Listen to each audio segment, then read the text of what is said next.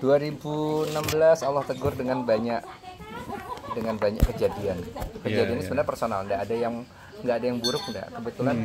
Tapi mengerikan. Contoh nih satu. Ketika masih hobi selingkuh lah zaman dulu. Ya kalau 400 menghasilkan 400 juta 600 juta sebulan itu kira-kira kalau laki-laki uang banyak masih bisa nunjuk apa nggak nakal. Ini kalau nggak nakal goblok. Dulu kalimatku dulu gitu. 400-600 juta per bulan ya? Iya, in between. Suara. Itu kalau penghasilan di MNC gaji cuma 12 juta sebulan terus. Istriku taunya 12 juta, para semuanya mereka nggak tahu. Keluarga aku nggak ada yang tahu. Mulailah punya aset 1 rumah di Jakarta, beli 2 rumah, 3 rumah, 1 villa di Bogor. Sekali sombong beli Lamborghini.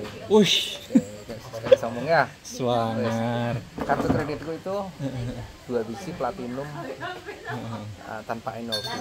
Keluarannya Citibank tanpa limit berarti itu. Unlimited. Unlimited ya. Oke. Karena background backupnya itu masalahnya. Kebetulan bisa berdekatan dengan Bambang Sri Atmojo, masuk di ring cendana ya sudah olahraga karena ngeliat background gitu jadi apa boleh buat unlimited gitu kan ya. Dan pernah proven dititipin Mas Bambang untuk sekolah ke Israel sampai belajar jadi hacker. Formalnya cuma belajar security broadcast buat Indovision, tapi kemudian ada tambahan additional yang di hidden itu belajar jadi hacker. Ya pasti ada punya reward balik, yang aku nggak cerita reward balik yang harus dilakukan buat cendana apa gitu, tapi ya balas jasanya harus ada lah. Ya itu yang aku lakukan buat mereka. Akhirnya kan dekat mau nggak mau masuk di cendana, tapi itu hidden lah masa lalu. Itu pun tiba-tiba masuk ke ring 1. Ring 1 cendana? Ya, atau ring 1 pemerintahan saat itu? Ring 1 cendana. Cendana ya? Jadi persis sebelum Pak Harto jatuh. Sebelum reformasi. Sebelum reformasi. Jadi kemudian begitu reformasi tetap jadi satu kan. Walaupun officially pekerjaan itu cuma di Indovision. Jadi 20 juta itu lagi. Tapi zaman sakmono ya gede banget. Enggak. Masih kerja di Indovision gajiku waktu itu saya masih 4 juta rupiah. Naik jadi 12 juta kali itu. Jadi berhenti lah sampai 20 tahun di Indovision gaji 12 juta atau enggak lebih. Yang lainnya gaji deh di level yang sama, manajer yang sama itu levelnya gaji 25 juta, aku tetap 12 juta. Enggak gitu naik, ya? Udah enggak apa-apa. Di Indovision ya? Toh kan aku enggak ngarepin gaji dari situ. Iya. Nah terus ya karena background itu jadinya saya bisa melakukan banyak hal yang kategorinya agak-agak hitam, agak-agak abu-abu.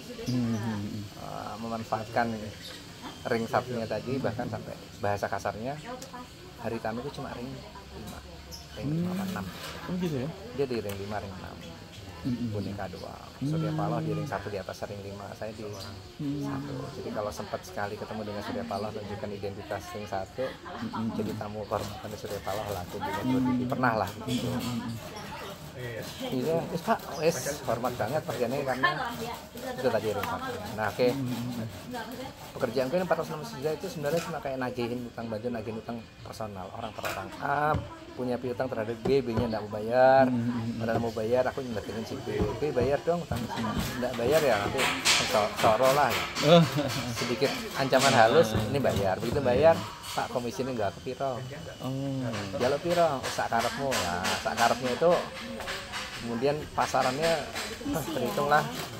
Yo, kisaran itu 400 sampai 600 itu sebulan. Nah, mulailah dengan mencoba untuk punya aset lah itu. Ya macam-macam lah. Itu Mang sampean cerita nang Bogor, nang ndi Bang Bekasi. Kan itu aset-aset itu Jakarta 3, 1 di Bogor. 1 Bogor. Sama Lamborghini termasuk aset gitu. Udah Ciawi lah itu. Kemudian ya udah. Sampai kemudian itu tadi di tahun 2016 ada teman yang bolak-balik rep nakal kok isin aku jadi kancamu kan nakal sampai begitu ya. 2016 entah kenapa satu situasi ya lagi nakal lagi selingkuh lah gitu. Tapi tetap masih sholat, masih ada yang luar biasa, ibu ngasih pesan nggak pernah lupa. Le jalani sholat ya, saya kamu saja lagi.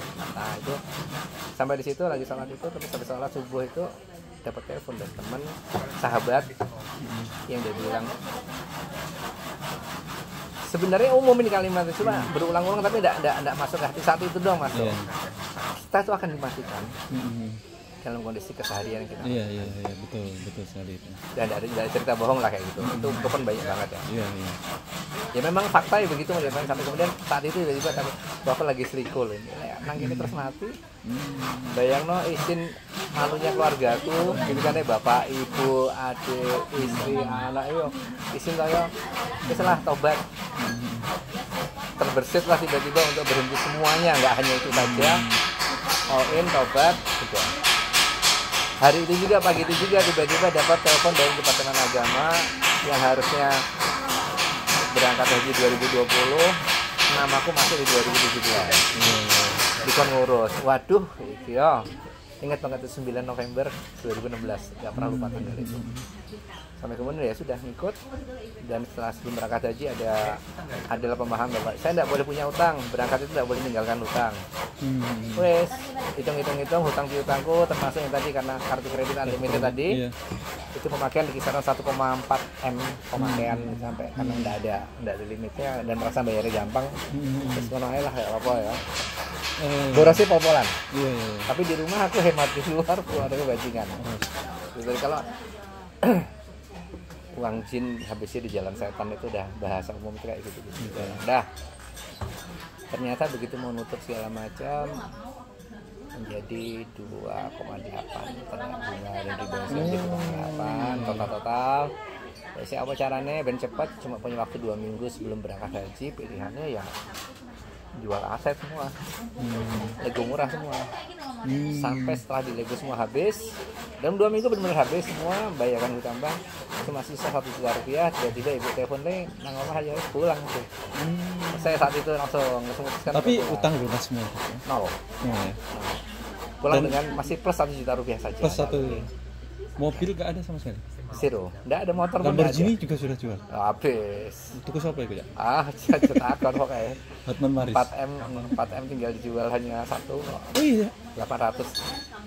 Tahu judulnya mau jual cepat. Wah. Orang sakau. Dol aku ya, Boh. Ayo ora kenal kene ya, biyen iku ya. Tak dol maneh rong M kan? Ora tahu, ora.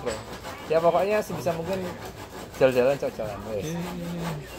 Baru kemudian pulang di Jogja ngapain ibu, nemenin ibu. Itu enggak ada cerita panjang di situ, memang zero activity, zero income.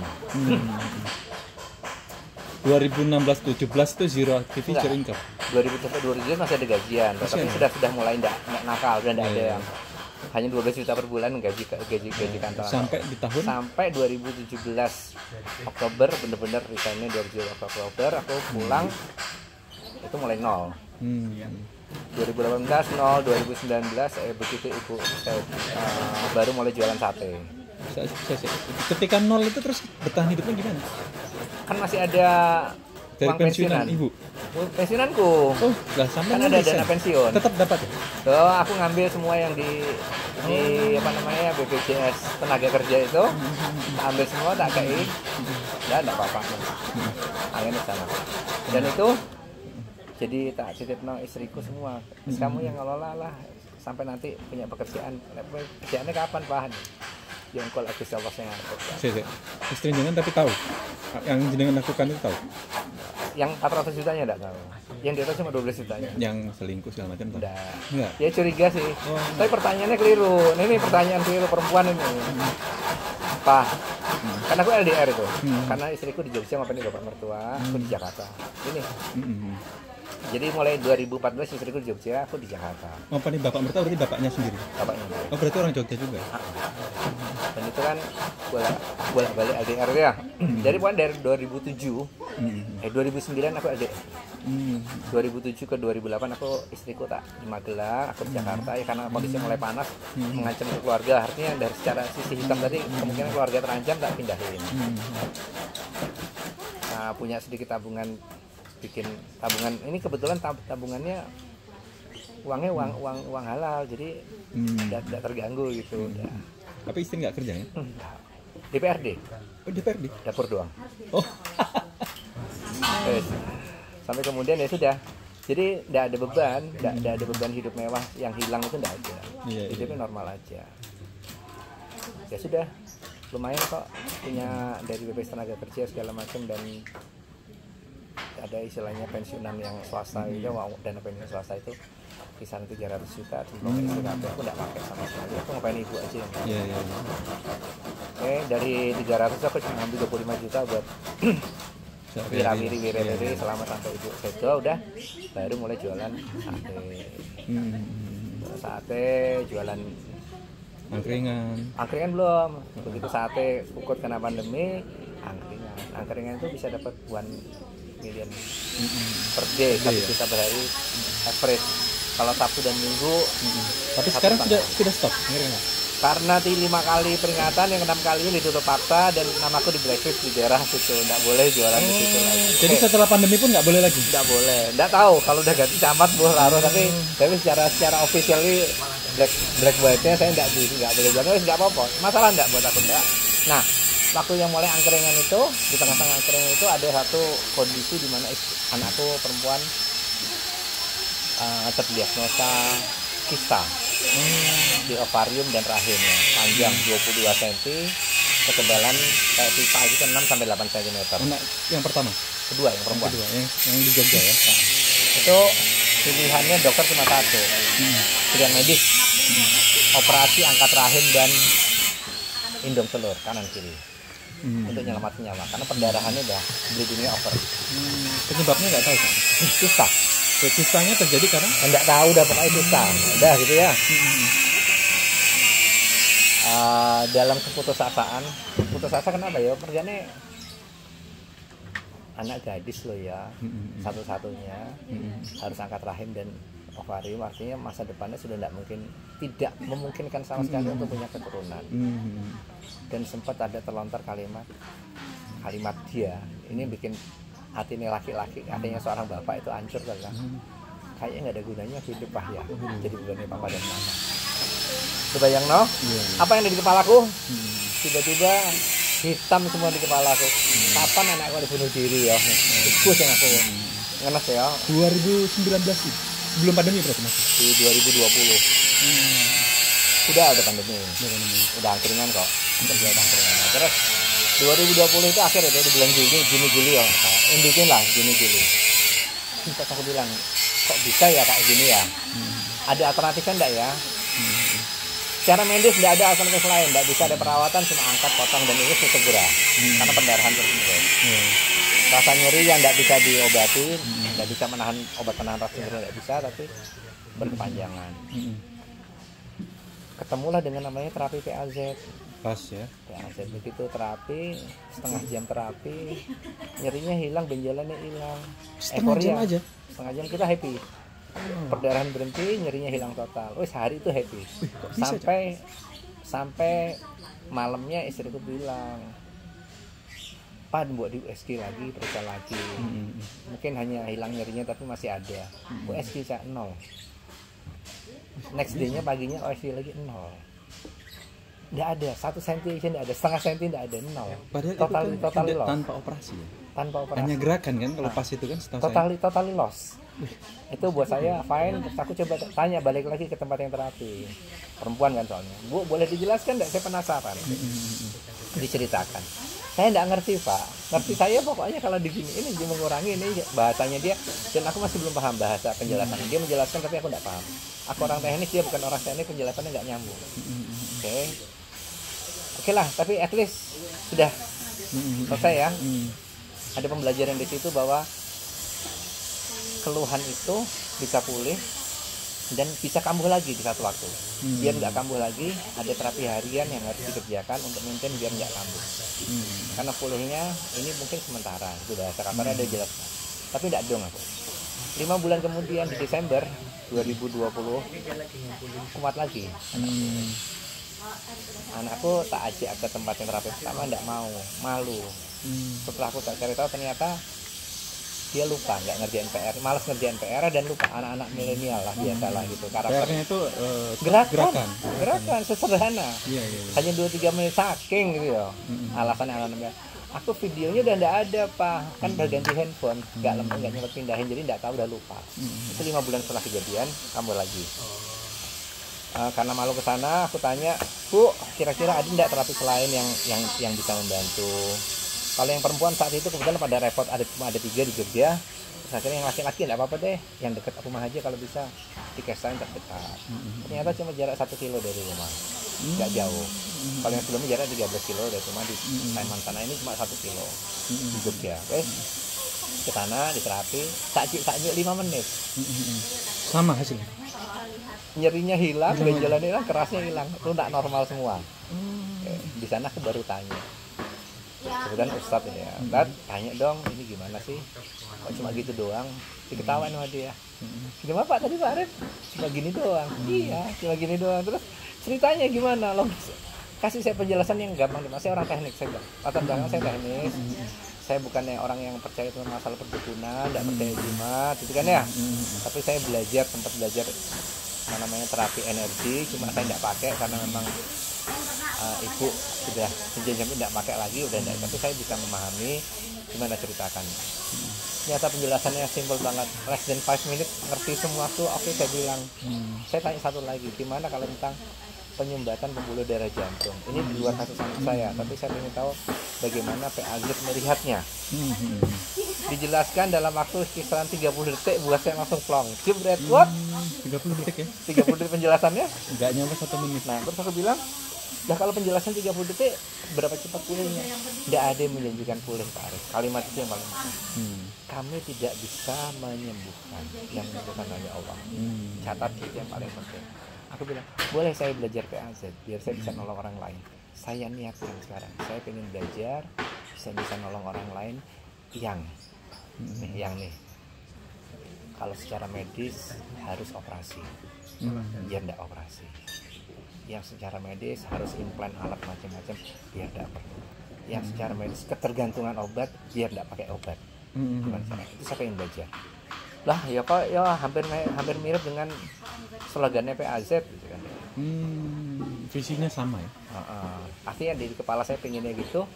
Diterima ya kalau itu ikut pelatihannya Pak Arif. Kapan di mana?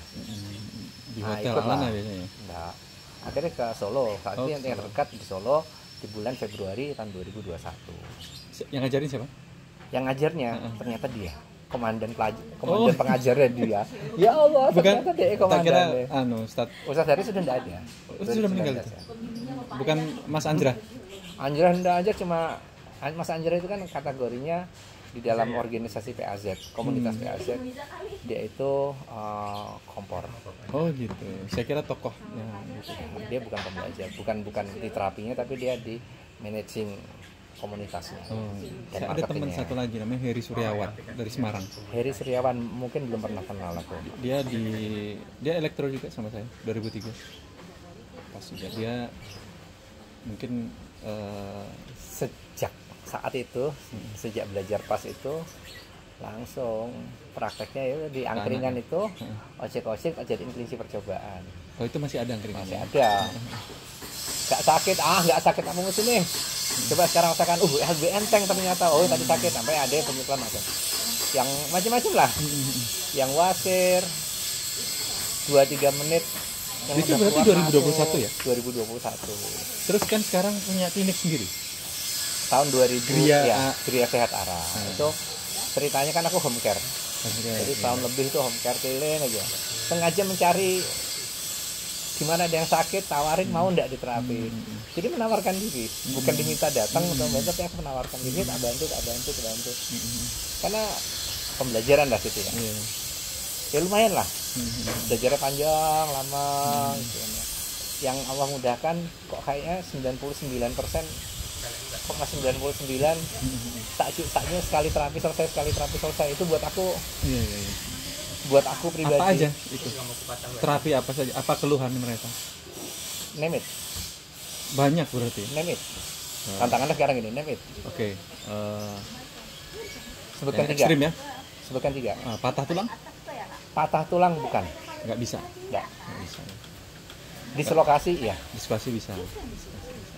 Oke, kalau misalkan penyakit dalam, name it. kanker stadium 4. Kanker gitu. Saya bantu sudah ada 8 atau 9. Sembuh. Insya Allah sudah bismillah dengan izin Allah pulih. Luar biasa. Stadium 4 loh ya. Artinya stadium akhir. Stadium 4 tuh maaf ya, saya ada kawan Kalau stadium 4 itu sudah meninggal. Ya memang sudah meninggal sudah. Meninggal dia. Ya Itu sudah. padahal ya, tapi dia Tapi balik lagi ya, bahwa bisa membantu pulih itu dalam arti yang sederhana gini. Lukanya pulih, nyerinya hilang, sel kansernya mendekati 0. Clear ya? Tapi itu ya sudah bagus ya. Pulih. Karena ada yang sudah pulih begitu, tapi 2 bulan kemudian berpulang. Bukan masalah sakitnya, tapi karena memang daya tahan tubuhnya sudah tergrogoti ya. Sudah bersih. Bahkan sampai lab test segala macam sampai biopsi lagi 0. Ini yang ada yang nggak semuanya tes biopsi ya. Ada yang sudah nyaman, udah nggak usah ke rumah sakit, nggak usah periksa, atau sudah nyaman ya sudah. Gagal ginjal harus cuci darah. Gagal ginjal. Proven. Terkoreksi sampai dokter sendiri bilang kreatinin dan urea sudah di batas normal, nggak usah cuci darah ya. Yang ringan ya. Asam lambung. Kalau dibilang sombong nggak boleh sombong, tapi kalau dibilang harus kasih harapan itu ya. Antara sombong dan memberi harapan berbeda ya. 3 menit udah sembuh ya. Tapi akan kambuh? Iya. Iya, paling nggak kan itu menjadi salah satu pencegahan ya. Ya, artinya pengobatan preventif. Jadi kan di PAZ itu bukan hanya kuratif, bukan hanya mengkoreksi saja, tapi ada preventif yang diajarkan untuk biar nggak kambuh. Karena umumnya gini loh, badan manusia itu kan sekalinya cedera di satu titik, titik itu lemah, akan kembali mengulang cedera. Iya, saya yang low BP ini udah 7 tahun. Pulih sebentar balik lagi. 3 minggu lalu saya ngangkat batu. Selesai sudah, nggak bisa jalan saya. Nah, ini kira-kira gitu ya. Itulah penasarannya. Sampai kemudian di tahun lalu, persis September tahun lalu, aku dikomplain sama anakku. Papa itu home care-nya kebablasan, enggak ingat waktu, enggak ingat badan.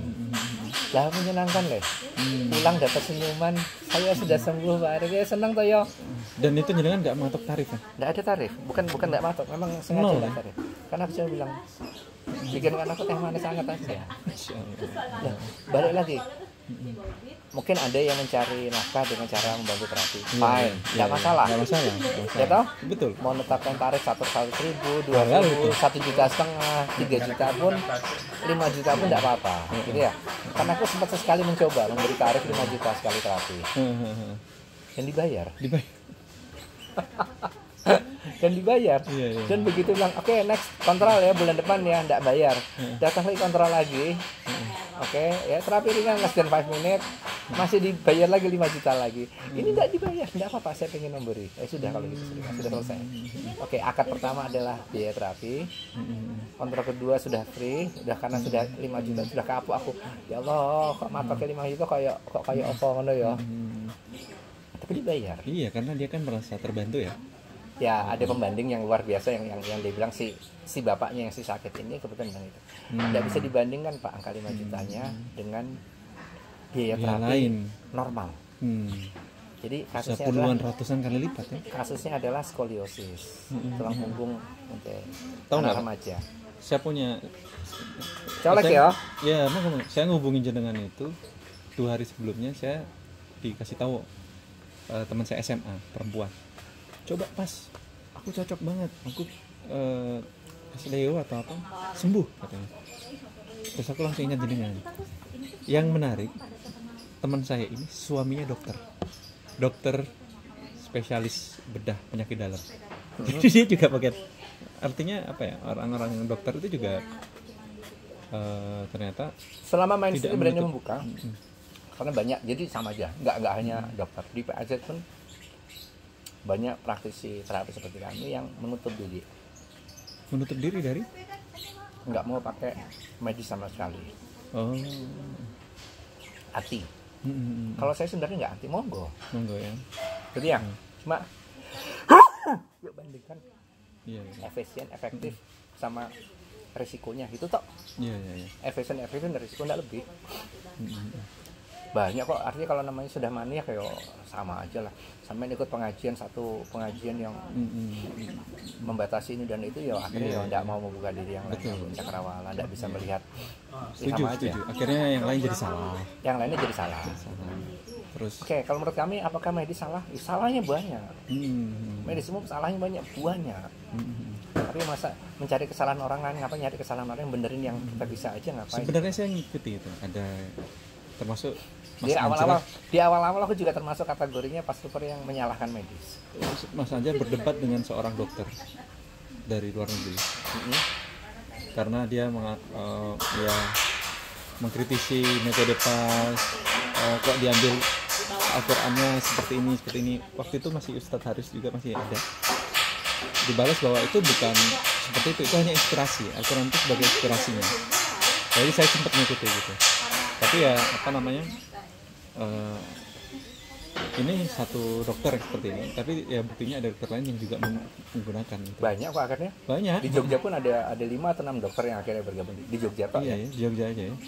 Tahu dokter terbaik, internis terbaik di Jogja, Dokter Sagiran yang punya rumah sakit Nur Hidayah. Belum tahu saya. Timur. Itu juga Ownernya, itu. Ya Pas Rupert. Troopers ya. Anak-anaknya bukan hanya apa ya? Dan dia pasien, dan tapi dia dia troopers ya. dan dia menyumbangkan knowledge medisnya dia. Ketika di PAZ kan ada buku panduan untuk pembelajaran, dikoreksi. Ini harusnya nggak begini namanya. Tempatnya di sini, titiknya di sini. Harusnya memang gitu bagus ya. Lah, artinya buku panduan pembelajaran kita terkoreksi. Betul. Artinya ini ada masukan-masukan dari sisi orang yang paham medis gitu ya. Iya, sampai ada pemahaman, oh tentang ginjal tuh begini. Ah, ini ada dokter yang ngerti Indonesia cerita, pemahaman jenengan tentang masalah ginjal itu masih kurang loh Pak Arif. Aku ditegur. Yang sampai ngerti gini, coba ceritakan dulu. Sak ngerti itu sudah selesai semua ya sama dia. Ditambahin ya, ada kemungkinan di sini, ada kemungkinan di sini, ada kemungkinan di sini. Yuk diperkaya. What? Sekarang aku paham bahasanya. Karena diskusi dengan beliau, jadi aku paham. Gagal ginjal itu penyebabnya bisa 4 atau 5 proses di depan.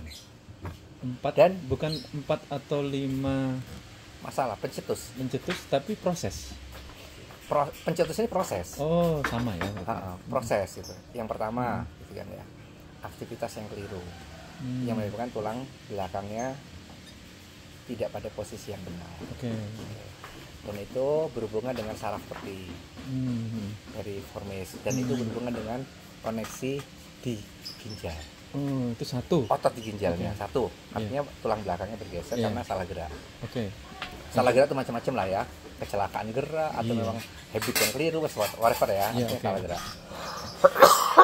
Kemudian yang kedua, sudah ada pencetus di Kopi lagi, Pak? Ntar nggak banyak ya. Kalau rokok banyak nggak apa-apa. Kedua, kemungkinan masalah kualitas darah yang buruk. Begitu Bisa ya? karena nutrisi, bisa karena sistem pernapasannya yang tidak bagus sehingga CO2 nggak kebuang. Sistem pernapasan berarti keliru. Selama ini bernapasnya Bukan, sistem pernapasan terganggu. ya. Macam-macam, balik lagi, bisa dengan kalau ngeliat pas lagi ada lagi balik lagi. Balik lagi, tapi whatever, artinya suplai oksigen nggak bagus, CO2-nya nggak kebuang sempurna. Bisa jadi karena asma, sudah punya asma, bisa jadi karena punya TBC. Dan itu gitu ngaruh kan ke ginjal. Karena kualitas darah buruk, ginjal juga nggak bisa kerja maksimal. Karena untuk bekerja, ginjal butuh darah dengan kualitas bagus, kan gitu. Bisa jadi nutrisinya nggak bagus. Kenapa nutrisi nggak bagus? Mundur lagi. Mungkin sistem pencernaannya buruk, metabolismenya. Mungkin ya makanannya nggak cukup bagus. Ginjal bisa juga. Ketiga, masih di kualitas darah. Boleh jadi darahnya terlalu kental, kurang cairan, kurang minum. Kurang cairan, kurang minum itu bisa. Wes ya, itu kualitas darah toh. Poin ketiga, bisa terjadi karena kecelakaan. Kecelakaan ini apakah Benturan kecelakaan di sini? Gitu ya. Itu kan artinya trauma, bisa luka dalam, dan itu rembet kemana-mana. Termasuk salah satunya itu tidak terpikirkan sebelumnya di PAZ. Keempat, kemungkinan masalah mental psikis. Nah, mental psikis ini ternyata lebih luas lagi, dan aku belum berani belajar itu memedemkan gitu Itu ya. bisa kemana-mana berarti ya? Oh, Nggak semua cuman ginjal, semua ya? organ. Semua organ. Tapi bisa jadi karena larinya ke ginjal. Kan ada beberapa yang pemahaman secara mental tadi, psikis tadi. Jadi gini, kalau orang ini contoh ya, tidak 100%, tapi begitu aku mencoba mencari benang merahnya, kok rasanya hampir rapat ya benangnya. Ketemu udah kalau tadi benang merah di sini kok rapat. Contoh gini, seorang ibu yang membenci anaknya, anak kandungnya, kemungkinan besar kanker payudara. Bukan hanya tumor, tapi sampai ke kanker. Itu berarti sudah dilakukan Ini survei probabilitas gitu ya? Ya, artinya pasien-pasien yang kanker payudara yang pernah terbantu, Ada mencoba cari tahu, latar membuka belakangnya. peluang untuk integrasi halus, dapat. Itu Dan itu khususnya dia. di ibunya malah. Koneksi antara ibu dan anak yang keliru akan menyebabkan kanker payudara. Oke, ini setelah dapat ilmu kayak itu tadi, baru mencoba balik lagi, kan masih menjalin hubungan dengan beberapa klien pasienku yang lama-lama itu masih berrelasi ngobrol gitu ya, cari tahu ternyata iya. Oke, jadi berikut ketemu mulai ada kanker payudara, aku cuma bilang, Bu, terapinya PAZ-nya hanya seperti ini, tapi saya butuh satu terapi yang ekstra ke mental ibu.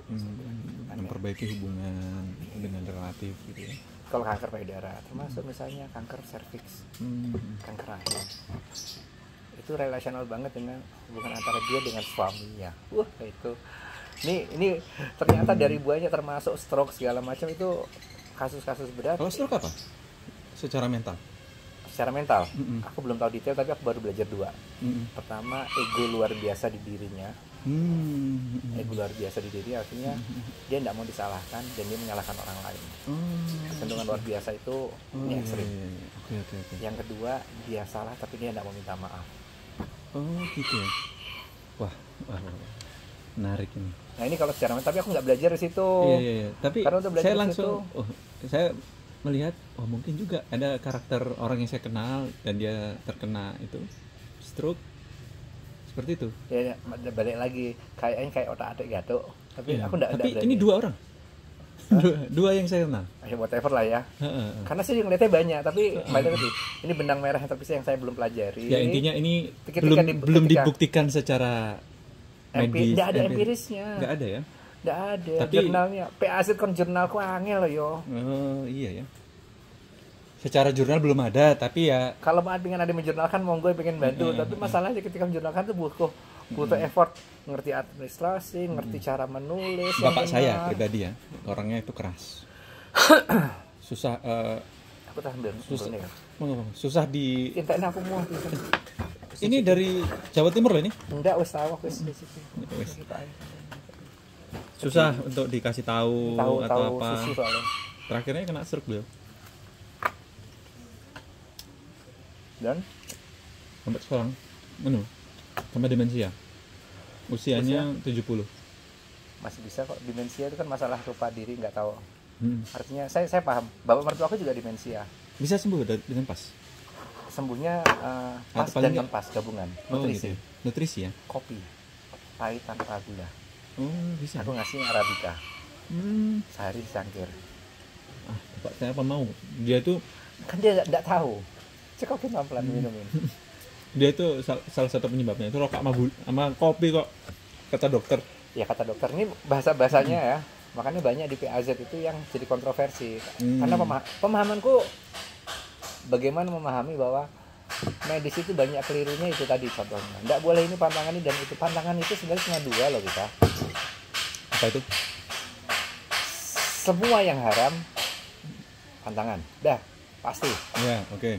Yang kedua, halal pun kalau berlebihan keliru. Setuju sih, setuju. Tapi rokok menurut Muhammadiyah haram? Enggak, separuh enggak. Gitu ya. Separuh Kalau NU makruh. NU. Enggak juga. Enggak juga. NU tidak pernah memakruhkan. Oh, enggak pernah ya? Karena aku ya separuh NU, separuh Muhammadiyah. Dari bapak NU, dari ibu Muhammadiyah. Saya Muhammadiyah kalau saya. Dan Muhammadiyahnya ekstrim lagi. Muhammadiyah ekstrim berarti karena pendiri Muhammadiyah di Jombang itu yang ngakung. Sampai berarti aslinya Jombang? Ibu dari Jombang, bapak Madiun. Ibu saya Jombang juga. Ibu saya Jombang. Keluarga besar ibu Jombang semua. Jombangnya mana? Jombatan Jombatan. di kota. Kalau Sama saya sebagian Warsah. Oh iya, sama sebagian di Tebu Ireng. Nah itu yang NU-nya itu. Enggak lah. Tebu Ireng separuh-separuh itu, sebagian Muhammadiyah, sebagian NU. Oh gitu. Tebu Ireng juga nggak bilang NU nih. Saya kira Paron. kalau di Jombang apalagi Tebu Ireng itu NU semua. Enggak ya? Paron. Oke, Nah, Cak. Sampean berarti membuka klinik itu tahun berapa? 2022? 2022 Oktober. Oh, sampai Nah, sekarang. waktu aku keliling kan diprotes sama anakku karena home care ku bablasan sampai daerah Luar Jogja lah ya. Men. Kebumen.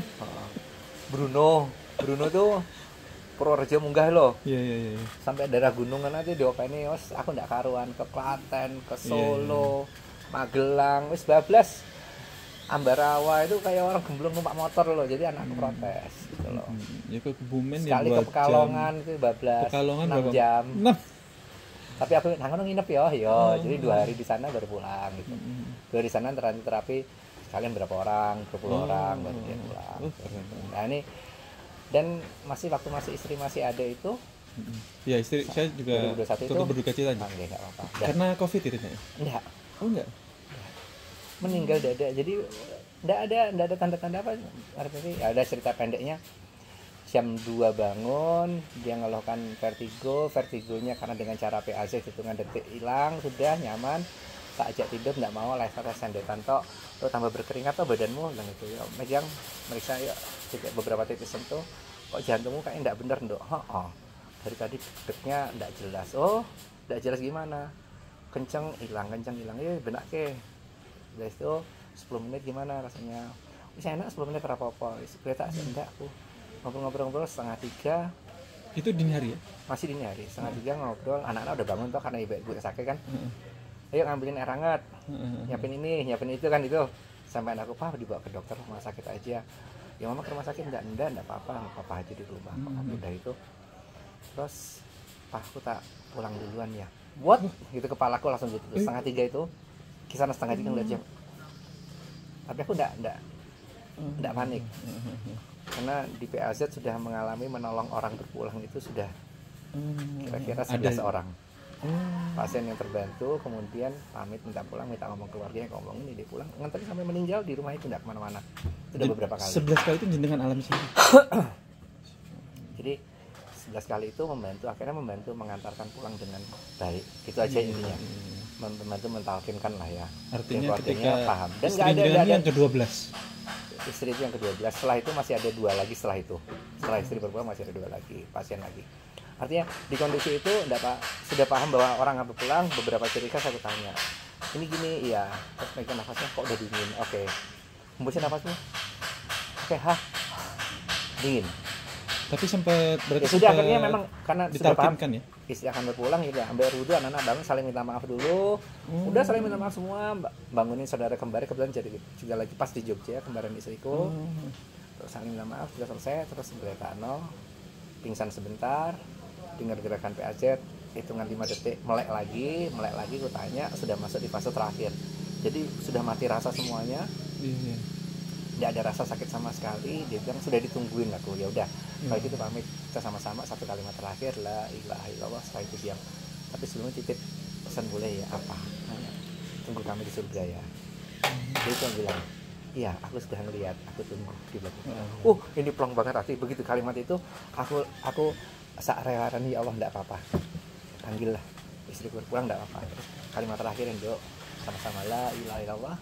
Selesai diam 7 detik, kemudian putus nafas dengan berupa CPR yang aku juga ngerti masalah CPR karena dulu pernah di SAR, jadi ngerti banget. Nggak sempat di SAR juga ya? Saya sempat pelatihan SAR 2 pekan di Jakarta, jadi artinya sempat ngerti.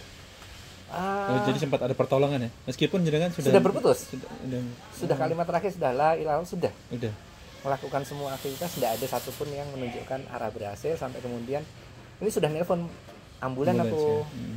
Waktu istriku masih sakitnya aku telepon ambulan 118. Begitu nafasnya tadi jantung itu kenapa ini tidak bagus, butuh rawatan medis paling tidak, karena dengan PAZ sudah pulih tapi mungkin kambuh lagi, mungkin kambuh karena pemahamanku adalah tadi pulih iya, kambuh mungkin. Untuk di konsil mah kambuhnya bisa entah 1 jam, 2 jam atau sehari atau 2 minggu lagi tidak tahu. Tapi itu kondisi lemah maka kambuhnya akan cepat. Jadi pilihannya tidak ke rumah sakit tapi manggil ambulan. Kalaupun harus dibawa ke rumah sakit, based on ambulan itu tadi decisionnya dia gitu loh. Nyiapin baju, anak ketiga nyiapin baju, anak pertama nelfon ambulan, saya bilang telepon di ambulannya 118, bilang minta pertolongan ada tenaga medis. Anak juga lagi ngumpul lengkap gitu ya? Lagi ngumpul. Itu pas yang kebetulan di Jakarta, pas saya pulang Karena dan tidak balik ke Jakarta karena disuruh extend untuk hari Rabunya akan ada meeting di Jogja. Jadi harusnya hari Minggu malam balik, dia tidak balik. Ya. Hari Minggu. Pas saudara kembar di Jogja, pas anak-anak ngumpul semua. Iya. Dan pas aku harus ke Surabaya tidak jadi, batal. Oh gitu. Itu luar biasa, mau ke Surabaya dibatalkan. Artinya biasa average dalam sebulan itu seminggu aku traveling. Bapak ibu mertua masih ada? Bapak ibu mertua tinggal bapak mertua udah, bapak ibu udah settle, tinggal ini kan. Nah, terus kemudian kita berpulang selesai sudah. Ya bahasa sederhananya bisa ngomongan ikhlas tuh gampang lewat. Ngelakonin kayak orang gemblong sebulan aku kayak orang gila. Anak-anak ya ngapain nih, artinya yang besar harus balik ke Jakarta lagi kerja sudah. Ya mereka juga pas bisa menerima gitu ya pada saat kejadian. Yo nggak gampang. Mereka nggak gampang, aku aja nggak gampang apalagi mereka gitu ya. Wajar loh, aku saja nggak gampang yang sudah dibenturkan dengan riba sebelumnya yang ini dibenturkan udah sudah segitu aja nggak gampang, apalagi anak-anak yang dekat sama ibunya kayak apa gitu ya. Wajar lah. Setahun anakku yang laki yang kecil ini 19 tahun itu untuk sampai bisa ya aku harus hidup gitu loh. Aku harus sekolah berarti dulu SMA itu beliau? Masih STM di Sleman? Di Jogja, di kota ya. Jadi kan tinggalnya di mana? Tugu Utara dikit. Oh, wah kota ya. Jadi Jetis maksudnya. Iya, Jetis Harjo. Itu kos-kosannya bapak saya dulu situ. Ya kayak gitulah di situ. Nah itu apalagi masih akhirnya setelah sebulan baru mulai menyibukkan diri karena dijejelin sama teman-teman PAZ. Kebetulan teman-teman PAZ itu welcome hampir tiap maghrib isya itu ke rumah. Selama sebulan itu bolak-balik ngomporin pelan itu, woi pengongai, rokoknya tak semut ke. Ya itu cara mereka menghibur ya. Cara menghiburnya macam-macam. Ada yang kasar, ada yang halus, tapi buat aku ini warnanya hidup itu loh. 3 minggu aku bilang, yuk pasienmu mana yang belum selesai, tak bantu ngewangin. Aku mulai dengan pasien yang berkelanjutan aja. Ayo diajak lah untuk terapi pasien yang berkelanjutan, bukan pasien baru, berkelanjutan ya. Dan itu buat aku semangat lagi. Itu 2022 apa 2021? 2022 ya. Terus kalau kemudian klinik jenengan di mana tuh? Kan Jalan Lowano. Oh, Jalan Lowano. Karena sudah keliling-keliling udah dimarahin anak aku, papa itu loh mama nggak ada, papa jauh-jauh mulu. Aku nih khawatir. Stop, kalau di Jogja aja bikin rumah sehat di Jogja lah. Ya udah. Terus aku teriak di grup, halo, aku dimarahin nggak boleh home care jauh-jauh lagi. Jadi pilihannya rumah sehat di Jogja. Siapa yang punya tempat ya? Kita bikin yuk, kita ramein yuk. Gayung bersambut. Ada satu keluarga pastor juga yang punya aset tapi tidak dipakai karena pandemi kosong. Nanggon gue ya Pak, tapi nyamakan visi dulu boleh dong, ke rumah ngobrol. Oke. Ditanya visinya apa? Pengen rumah sehat itu, pengen hidup dari rumah sehat atau enggak? Saya enggak pengen hidup dari PAZ. Kalaupun Allah berikan rezeki nitip lewat situ, tapi bukan itu tujuan saya. Saya pengen senang-senang. Anak-anak udah punya hidup masing-masing, menurut aku gitu kan ya. Anak yang nomor 2 yang perempuan kerja tapi informal, karena sebelumnya kerja dia bikin ini loh apa namanya merchandise, apa istilahnya gift buat hantaran itu apa? Apa sih namanya? Peraturan itu ya. Oh iya. Apa istilahnya, keren istilah gitulah. Kayak gitulah. Dia aktivitasnya bikin itu, dan itu untuk hidupnya dia saja sudah cukup itu loh. Yang pertama sudah kerja di Jakarta, kebetulan kong kali kong lah KKN, itu nepotisme lah, manfaatkan jalur nepotisme aku. Di MNC? Enggak, di BUMN Pangan RNI Raja Wali Nusantara. Oh ya api itu. Kebetulan di rootnya sempat teman dekat gitu kan ya. Gitu ya? Aku titip anakku ya, goreng nih udah langsung berangkat langsung kerja gitu ya. RNI kan dulu sempat naik gara-gara pandemi kan? Iya. Dia memproduksi masker. Jadi kita sudah punya apa produksi masker. Ya, tapi bukan disubkan ke itu. sini, ke Karangjati sini. Aku nggak tahu lah. Pokoknya RN itu ya udah akhirnya RN ini sampai sekarang gitu kan. Ya whatever lah, itu bagus lah dia. Udah. Bagus, Artinya bagus. secara hidup bagus, dan karena titipan, karena nitip tadi, jadi nggak sampai 2 tahun untuk jadi, yang lainnya masih kategori karyawan kontrak seumur hidup, dia jadi karyawan tetap lah. Karena balik lagi ya dia ada nepotisme di situ. Nepotisme itu boleh, Cak. Nepotisme kalau memang memiliki kemampuan. Dan kapasitasnya kebetulan bagus. Dan dia Iya, di tempat betul. yang ideal. Ditaruhnya kebetulan si temanku ini orang idealis. Nggak ke partai, tapi orang idealis. Hitam-hitam putih-putih. Nah, itu dia ngeliat anakmu ini kayak ambek awakmu ini podo hitam-hitam putih-putih no ya. Gak biyen bapak hitam tok saiki. Dia jelas hitam dan putihnya. Dia ngerti sampean biyen enggak apa ya? Dia ngerti. Tapi ngeliat perubahanku dia juga tahu gitu kan ya. Wes sekarang perubahannya wes. Ada ITS itu. Bukan. UI. Oh iya. Ya, habis itu udah pengen putih, anakmu tak putih no ya. Wes rapi turun. Belum. Akan tapi kayak Pak ada halangan ini, karepmu lah pokoknya sepenting menikah dengan benar dengan perempuan bukan dengan laki-laki, bilang gitu kan ya. Basicnya gampang tuh ya. Iya. Menikah untuk punya keturunan, bukan menikah untuk senang-senang gitu. Iya. Nah sampai di situ baru dia akhirnya, saya tidak pingin membebani dengan biaya terapi di tempat kerja saya. Kebetulan ya Pak Arif, saya sudah punya tulisan yang ingin saya tuliskan Pak Arif. Saya tidak berbohong. Nih, kami ingin punya seperti ini. Sama kita, visinya sama. Apa itu Pak, kalau boleh tahu? Tulisan. Membantu terapi tanpa membebani dengan biaya terapi. Jadi di klinik ARA apa namanya? ARA. Itu sampai katanya begini. Tapi kalau ada yang bertanya tentang terapi, biaya terapi, nggak apa-apa. Sebutkan aja 300.000 sekali terapi, one time for all. Untuk semua kontrolnya segala macam gitu kan ya. Kalau sanggup. Kalau nggak sanggup, harganya 0 rupiah. Pilihannya cuma 2, 300.000 atau 0 rupiah tok. Dan itu di Lowano itu terapinya cuma jenengan atau ada beberapa? Berdua. Satu laki satu perempuan. Satu lagi itu ya yang punya tempat Saya. itu? Yang perempuan? Saya, yang laki, yang perempuan ya udah, karena yang punya tempat meninggal. 6 bulan perjalanan yang punya tempat meninggal, terus anaknya juga pas super juga di Konope, tapi masih 18 tahun. Bapaknya pas super tapi tidak mau ngopaini, terus anaknya sini Konope biar anaknya dewasa gitu. Titip Arif, anakku titip yo. Dia gitu juga terapis. Belajar PAC tapi tidak mau terapi. Yang anaknya akhirnya belajar. Iya. Jadi ada 3 terapis di situ. Owner sekaligus yang masih muda ya, artinya dia terapi. Kedua, biasanya kalau pasien yang masih muda-muda yang masih seusia sama dia, tak kasih ke dia. Anak-anak itu biar dia, kenapa? Umurannya enak dia. Kalau yang sudah tua kan enggak percaya. Anak 18 tahun ngapain yang tua itu secara psikis biasanya udah enggak mau. Berarti anak-anak muda juga pas ada ya? Banyak ya. Rame nggak itu kliniknya? Nggak rame juga. Di sebulan terakhir ini rata-rata sehari 2. Sehari 2. Tapi sebulan sebelumnya sehari rata-rata 8. Ya tapi segitu ya bagus lah ya.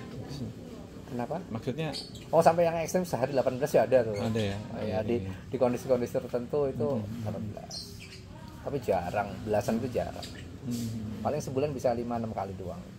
Tapi tetap ketika mau ke sana janjian dulu atau bisa langsung datang? Bisa janjian, bisa datang langsung. Kalau janjian kan enak. Kalau datang langsung belum tentu ada terapisnya ya? Kan saya ada. Misalkan dengan home care? Kalau saya lagi hari itu, enggak. Karena home care aku ngikut ini. Aku mengikat diri jam 9 sampai jam 4 sore di situ. Oh, jadi home care-nya di luar itu? Di luar itu. Kalau pagi hari jam 7 sampai perkiraan nanti selesai jam 9 sudah di situ paling enggak gitu. Iya. Atau misalnya sore hari setelah di sana. Tapi kan pas itu kalau dari ceritanya kan cepat-cepat aja ya, 5 menit. Iya, terapinya sih pendek mas. Memberikan pemahaman untuk rajin ngerjain PR-nya itu yang berbisa. Ada beberapa orang ingin diceritain dulu terapi nanti kayak apa. Ya udah enggak cerita. Mau panjang atau pendek Pak? Ya panjang enggak apa-apa, biar ngerti. Ngobrol dulu setengah jam baru dia mulai terapi. Kalau yang enggak pengen, pokoknya pengen beres, gimana caranya? Ayo beres-beres pelan-pelan, ayo gitu aja.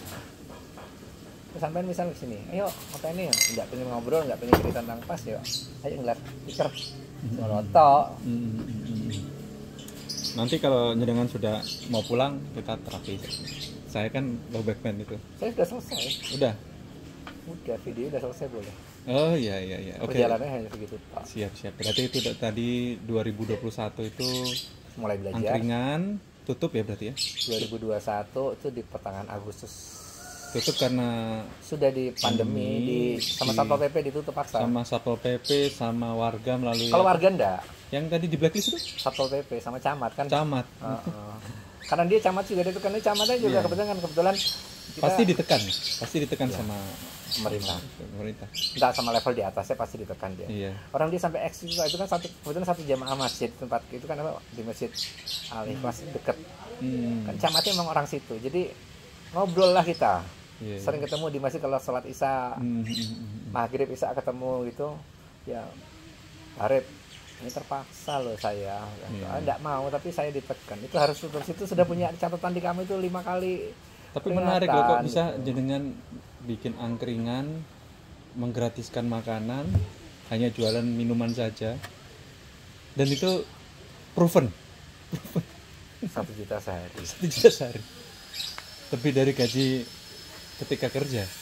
Iya, ya sempat nabung lah gitu. Karena gitu kan akhirnya nabung. Ketika selesai udah tutup ya udah makan tabungan, gerogotin tabungan. Ya sampai sekarang ya akhirnya tabungannya masih ada, ngerogotin ntar keisi lagi, itu aja enggak ada beban. Nggak pengen buka lagi angkringannya? Pingin Ya. Pingin, tapi nyari waktunya. Ini masalahnya nyari waktu. Di kondisi sekarang lebih nyaman dengan terapi kayaknya. Karena pasti lebih nyaman, karena itu menolong orang ya. Pasti rasanya lebih nyaman. Ya hati itu ya. Kalau dari sisi finansial pun rasanya cukup aja lah, Allah pasti berikan yang cukup. Karena aku enggak punya apa ya, terlalu dini mungkin kalau aku bilang menyombongkan diri bahwa saya tidak butuh dunia, itu keliru. Ya di kondisi anak yang pertama sudah bekerja, kalaupun dia, nah kamu nabung dari kamu sendiri, tidak usah ngapain hidupnya papa. Nggak ngidupin, tapi dia bantu adik-adiknya. Misalnya, ya.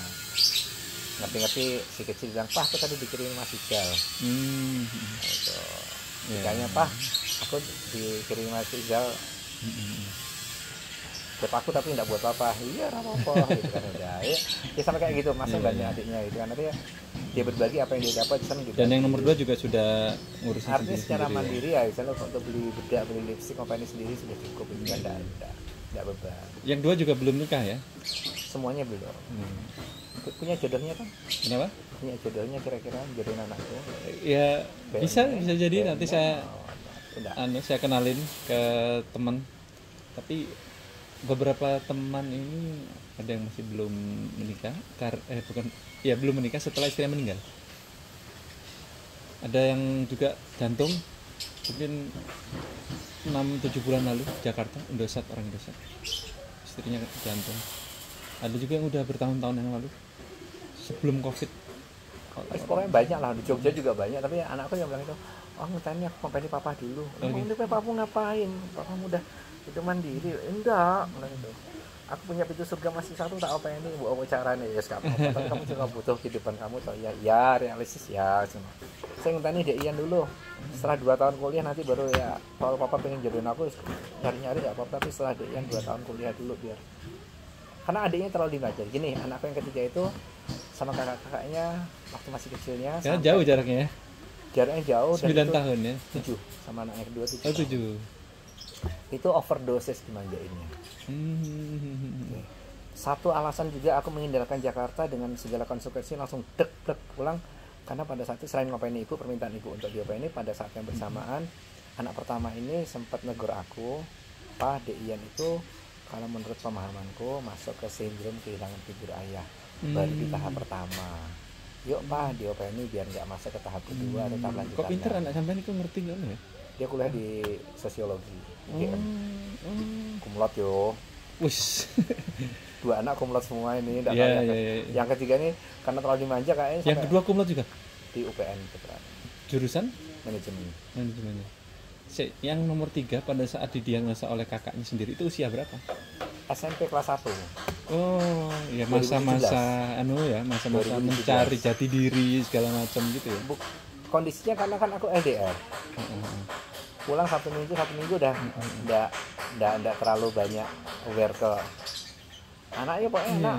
Bahasa sederhananya, aku ngasih kamu uang ke istriku ngapain anak gitu. Artinya Nah, sementara anak pertama kedua sempat di Jakarta, masa emasnya dia sampai masa SD-nya itu kan Di tiap Jakarta. hari mau tidur ada namanya dongeng sebelum tidur gitu kan tiap hari. Ini yang anak ketiga ini enggak ada. Iya, iya, iya. Jadi jauh dan sampai bahasa kasarnya ya elek-elekannya itu kadang sampai ngenes nih.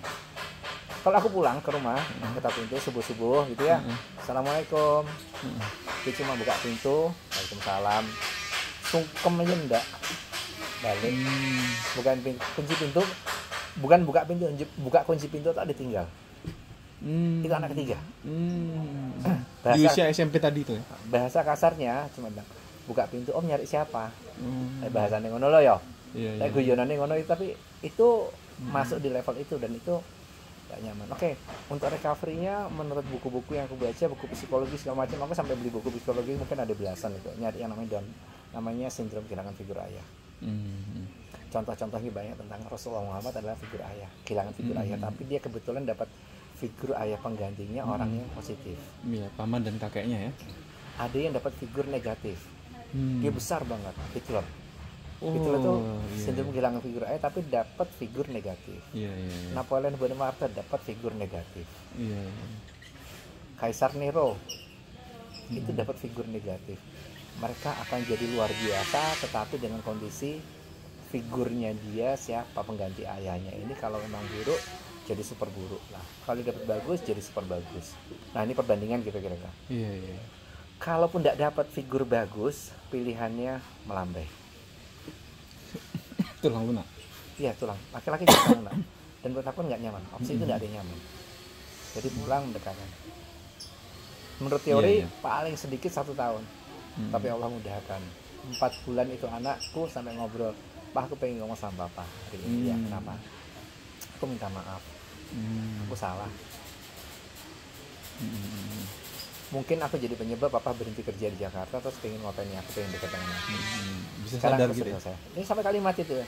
Ya enggak nangis aku saat itu. Selesai dia pergi sudah selesai baru nangis aku. Iya, iya. Balik kamar Tersentuh ya? mandi pengen buang air kecil itu naik kamar mandi ke pintu nangis.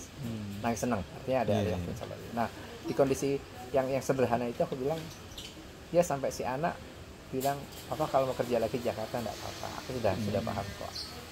Udah enggak akan nakal lagi seperti kemarin. Wow banget ya. Gitu ya. Terus akhirnya ya whatever lah, artinya recovery semuanya seneng lah. Ini masa lalu kan. Kemudian sekarang di terapi Arab pilihannya ya bantu terapi saonon. Bahkan home care pun ya saonon. Karena aku paham di terapi PACT yang aku bantu itu 90% itu keluarga tidak mampu. Secara finansial sudah habis untuk biaya berobat. Oh Salah iya, sini. betul juga ya. Akhirnya baru mereka ke alternatif ya. PAZ itu mereka baru dengar dan mereka Dan itu pun ketika mungkin alternatif sudah sekesekian ya. udah kesekian, kebanyakan sudah kesekian. Dan ketika ngobrol pertama kali aku ngobrol sebenarnya kan pendekatan psikologis dulu terapi. Yang paling penting pendekatan psikologis, gimana kita bisa membantu kalau yang dibantu tidak percaya, susah. Sampai karena sudah pernah dengar PAZ dari Anjurah, dari Ustadz hari sebelumnya, ketika kita ngobrol hari ini sudah yes it will be okay gitu kan ya. Tapi kalau enggak, bagaimana aku meyakinkan dirimu? Iya, betul. Nanti terapinya hanya sederhana seperti ini, bagaimana ya? Iya, Itu yang butuh. Betul. Di situ muncul harapan, ya sudah, yuk kita terapi. Dan ketika harapan sembuh itu sudah 50% dari kesembuhan dalam bahasa pemikiran kita, spiritual kita, ketika dia yakin sembuh, Betul. sudah bagian dari kesembuhan. Betul, sepakat. Nggak bisa dibilang itu orang bilang sugesti atau namanya apa efek Psikologis. bubble health atau apa namanya arti bahasanya. Ya paham. Tapi saya juga nggak tahu istilahnya. Ya aku juga lupa lah istilahnya, bukan orang medis aku berarti. Tapi kayak gitu kan itu nggak bisa dipungkiri itu terjadi. Dan balik lagi mereka sudah habis-habisan sebelumnya. Jadi pilihannya kalau saya masih minta biaya terapi, rasanya kayak ini orang lagi susah loh. Tapi nanti akan berubah ketika pas sudah semakin dikenal. Akhirnya mereka menjadikan pas ini mungkin alternatif awal. Boleh jadi, tidak apa-apa. Karena sebenarnya alternatif juga banyak. Kamu juga bisa banyak pemulihan. Iya. Di fase itu pemulihan untuk banyak situasi gitu ya. Ruqyah itu banyak penyakit pulih dengan ruqyah. Baru tahu saya. Saya kira hanya untuk ngeluarin jin aja. Enggak, ru'yah itu buahnya boleh dengan ru'yah gitu ya. Aku tidak paham, tapi aku ngerti bahwa aku percaya itu kemuliaan banyak gitu. Ya wis, ya di sederhananya seperti itu aja. Jadi apa jadi alternatif pertama atau alternatif kedua, tapi paling tidak jadi harapan tidak bergantung pada medis yang kesannya penilaianku separuh. Iya. Karena di medis itu utamanya masih biar sakitnya tidak tambah parah. Iya kan? Di stop di situ. Untuk pemulihan masih trial error kimia.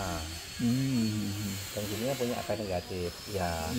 Kayak misalnya kanker, terapinya setelah diangkat Kemo. ada kemo. Iya. Efek kemo kayak apa? Iya. Everybody knows. Everybody well noted efek kemo itu nggak menyenangkan. Tidak ada satupun punya efek menyenangkan. Tidak ada satu orang pun yang di kemo yang tidak punya efek tidak menyenangkan. Tidak ada. Zero yang efeknya fine aja saya. Itu zero. Angkanya itu nol. Ya apa sih nggak menyenangkan, macam-macam. Nggak bisa makan, nggak nafsu makan, nggak malas minum, Rambutnya rontok, rambut rontok, kurus, kulit berubah menjadi menghitam. Akhirnya kalau saya bahkan muncul keluhan gatal-gatal, whatever lah, alergi segala macam kayak gitu kan banyak. Nggak ada yang aman, gitu loh. Contohnya seperti itu. Tapi apakah kemo diperlukan? Kalau menurut medis ya diperlukan, gitu kan? Karena sudut pandangnya ada sudut pandang kimia. Yang kalau di PAC bilang, what? Boleh? Cari monggo saja terapinya apapun jenis terapinya. Tapi mbok balik lagi bilang jangan matikan harapan yang sakit bahwa ini nggak bisa sembuh. Iya. Kekeliruan ketika ini nggak bisa sembuh karena Allah sudah janjikan kesembuhan kok. Apapun caranya gitu ya, Allah janjikan kesembuhan. Di situ. Oke, siap Cak. Matur nuwun ini. Aku cuma jadi menularkan kayak gini aja, menularkan pemahaman itu aja. Tapi paling tidak kan ada proses belajar, proses kehidupan yang jenengan jalani. Tadi belum kerekam juga tentang perjalanan jenengan juara sampai ke Jepang. Itu bagian dari yang hal-hal yang menyenangkan itu lucu-lucu gitu. Tahun 91 ternyata fans sudah ke Jepang dan sebagai yang tidak diunggulkan malah masuk 4 besar ya. Di awal 8 besar tapi masuk kalau jadi di ranking jadi 4. Jadi masuk ke semifinal lah. Semifinal, kemudian tahun berikutnya juara 2 sampai ke juara 1 dan akhirnya malah di blok 5 tahun. Shadow ban kalau istilah sekarang 5 tahun. Baru diundang lagi gitu. Ya, apa namanya? Tadi sempat kita ceritakan di awal. Jadi ini Cak Arif Afianto ini perjalanan hidupnya luar biasa. Ini baru jenengan yang saya rekam. Karena gini, saya sering ketemu orang. Sebenarnya obrolannya menarik terus penuh inspiratif. Cuman saya nggak pernah rekam. Nah, ini dari jenengan ini mudah-mudahan nanti banyak yang terinspirasi, jadi pelajaran. Kita mudah-mudahan orang-orang mengambil positifnya, Cak. Ini kan nggak masalah kan ini di share. Mudah-mudahan. Apapun itu selama balik lagi ya. Yuk kita lihat setiap orang punya sisi hitam. Setiap orang punya sisi buruk, setiap orang punya sisi baik. Apakah orang yang baik sekarang kedepannya juga tetap baik? Enggak juga. Atau jangan-jangan ada sisi hitamnya tapi dia belum cerita aja, gitu kan? Ya, kita kan nggak tahu. Kan sederhananya gini, kalau Allah sudah tutup aib seseorang, kenapa harus diumbar, dibuka lagi? Mantap. Tetapi ada kondisi di mana, oke lah kita cerita sedikit sebagai inspirasi membanding bahwa hitam itu ada. Iya. Jangan menafikan bahwa semua harus putih, tidak pernah bisa melihat hitam. Ya memang sih, kalau bisa jangan sampai masuk ke dunia hitam lah. Tapi melihat bahwa itu hitam loh. Based on apa? Based on story boleh. Dan yang menarik adalah ketika jenengan mendapatkan uang yang banyak dari cara-cara yang hitam, ketika jenengan mau tobat itu semua hilang. Ya, memang tinggal 1 juta. Dilebihkan 1 juta, dilebihkan. Mungkin yang 1 juta itu karena halal mungkin. Boleh jadi, gitu ya. Boleh jadi dihitung halal di situ. Kadang-kadang mungkin kita merasa ketika dari dunia hitam ini kita dapat banyak, dapat ini, tapi mungkin nggak berkah. Ketika sesuatu yang nggak berkah itu akhirnya nggak bernilai ya. Dalam pemahaman umum yang aku pahami, semua yang nggak berkah ya nggak bisa dinikmati. Tidak ada kenikmatan. Walaupun uang berlimpah apa habis semuanya tidak bisa dinikmati ya. Tidak ada. Sekarang mau menikmati gimana? Kita ngelihat yang fisikal yang umum terjadi ya. Adalah orang sudah kaya, sudah punya jabatan bagus, tapi masih menganggap kurang. Iya. Pertama berangkatnya menganggap kurang sehingga dia harus korupsi, manipulasi, whatever ya. Iya, iya. Dimudahkan nggak di awal-awal? Boleh jadi mudah, boleh jadi bagian dari ujian digampangkan. Ketagihan sampai satu saat harus keceklong, asetnya disita lah, Iya, gitu kan, ada ketangkap. ketika dia di penjara, dia bisa Ternyata menikmati kehilangan ya. waktu, keluarga. Kalaupun misalnya di negara Konoha masih di dalam penjara bisa mewah-mewah dengan uang yang dia tadi bagian dari itu, ya itu kan Tapi pengecualian. yang jenengan lakukan tadi itu nggak masuk pelanggaran hukum ya berarti ya? Karena kan fee dari penagihan segala macam ya. Ya tapi nagihnya kan sambil ngancam. Oh gitu. Bisa masuk tindakan tidak menyenangkan. Lo tidak menyenangkan dia gini contohnya. Saya ketika meminta surat tugas artinya si A punya hutang pada si B. Sebutkanlah angka 1T, gitu ya. 1T. Ini macam-macam. Iya, iya. Angka cuma 1.000 enggak keren kan ya. Iya, 1T iya, lagi iya, lagi. iya, iya. Oke. Dengan janji, oke, dalam setahun atau 2 tahun lah kemudian dikembalikan karena si A itu menolong sama si B sifatnya sebagai pemberian teman, pemberian bantuan. Tidak ada bunga. Ini kebanyakan ya, tidak ada Betul, bunga. betul. Paham saya. Kemudian diberi bantuan untuk 2 tahun kembalikan modal ya, balikin separuh atau balikin full. Iya, iya. Dalam 2 tahun perjalanan yang si B sudah terbantu recovery hidup, oke, punya uang segala macam, usahanya balik lancar lagi karena memang kebetulan jiwa bisnisnya bagus gitu ya. Begitu tahun kedua datang ditagih anak ke B, B tidak mau bayar. Iya, iya. Alasannya macam-macam. Iya. Bahkan sampai dengan cara lebih galak yang ditagih. Ini umum Iya, ya. terjadi itu. Nah, lebih galak yang ditagih ya, punya bodyguard lah. Kadang-kadang yang didatang mau nagih dipakai magic-magican biar enggak dia lupa nagih. Itu sering terjadi gitu. Iya, itu real. Iya, Itu iya. real. Oke. Kebetulan kenal dengan aku gitu kan ya. Terus aku tawarkan gimana kalau saya bantu nagih kan ya. Maka bantuan nagih itu sederhana karena tadi besok aku punya catatan kriminal yang agak buruk.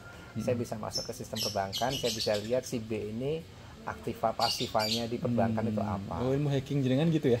Mencari tahu Iya, kapasitasnya kepakai itu berapa. kan big data sebenarnya. Mencari tahu kapasitas bayarnya cukup seberapa enggak sih. Ternyata dia cukup. Oh iya, iya. Nah, begitu dia cukup bayar baru berlanjut ke mencari penagihan. profil pribadinya.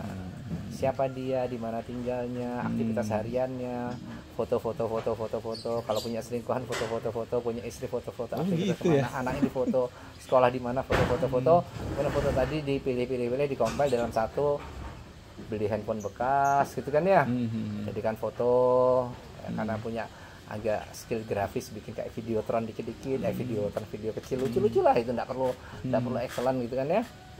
Compile, datang kasih B, membawa surat kuasa penagihan hutang. Sambil di video tadi ada data tentang perbankannya dia. Pak, Bapak minggu ini punya uang aktivitas sekian, deposito sekian, jatuh tempo sekian, sebenarnya punya giro sekian, punya cadangan sekian. Ini bisa untuk membayar hutang. Bapak sanggup membayar hutang dalam 1 kali bayar. Dan tidak akan rugi. Artinya kalau secara bisnis ini tidak akan menghilangkan modal jenengan. Perputaran uang jenengan nyaman. Cuma kalau jenengan nggak pengen bayar, apapun caranya, apapun alasannya, di banyak budaya, di banyak kultur, di banyak kepercayaan, orang sanggup bayar tapi tidak mau bayar, biasanya keluarganya cedera.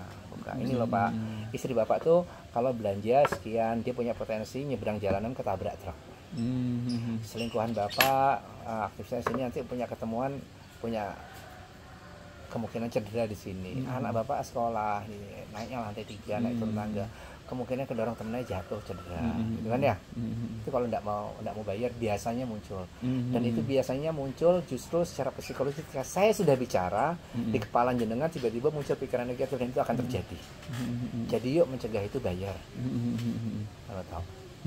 Sederhana ya. Anak jenengan pulang sekolah nyebrang jalan nunggu jemputan, tapi nanti film-film Hollywood gitu ya mikir.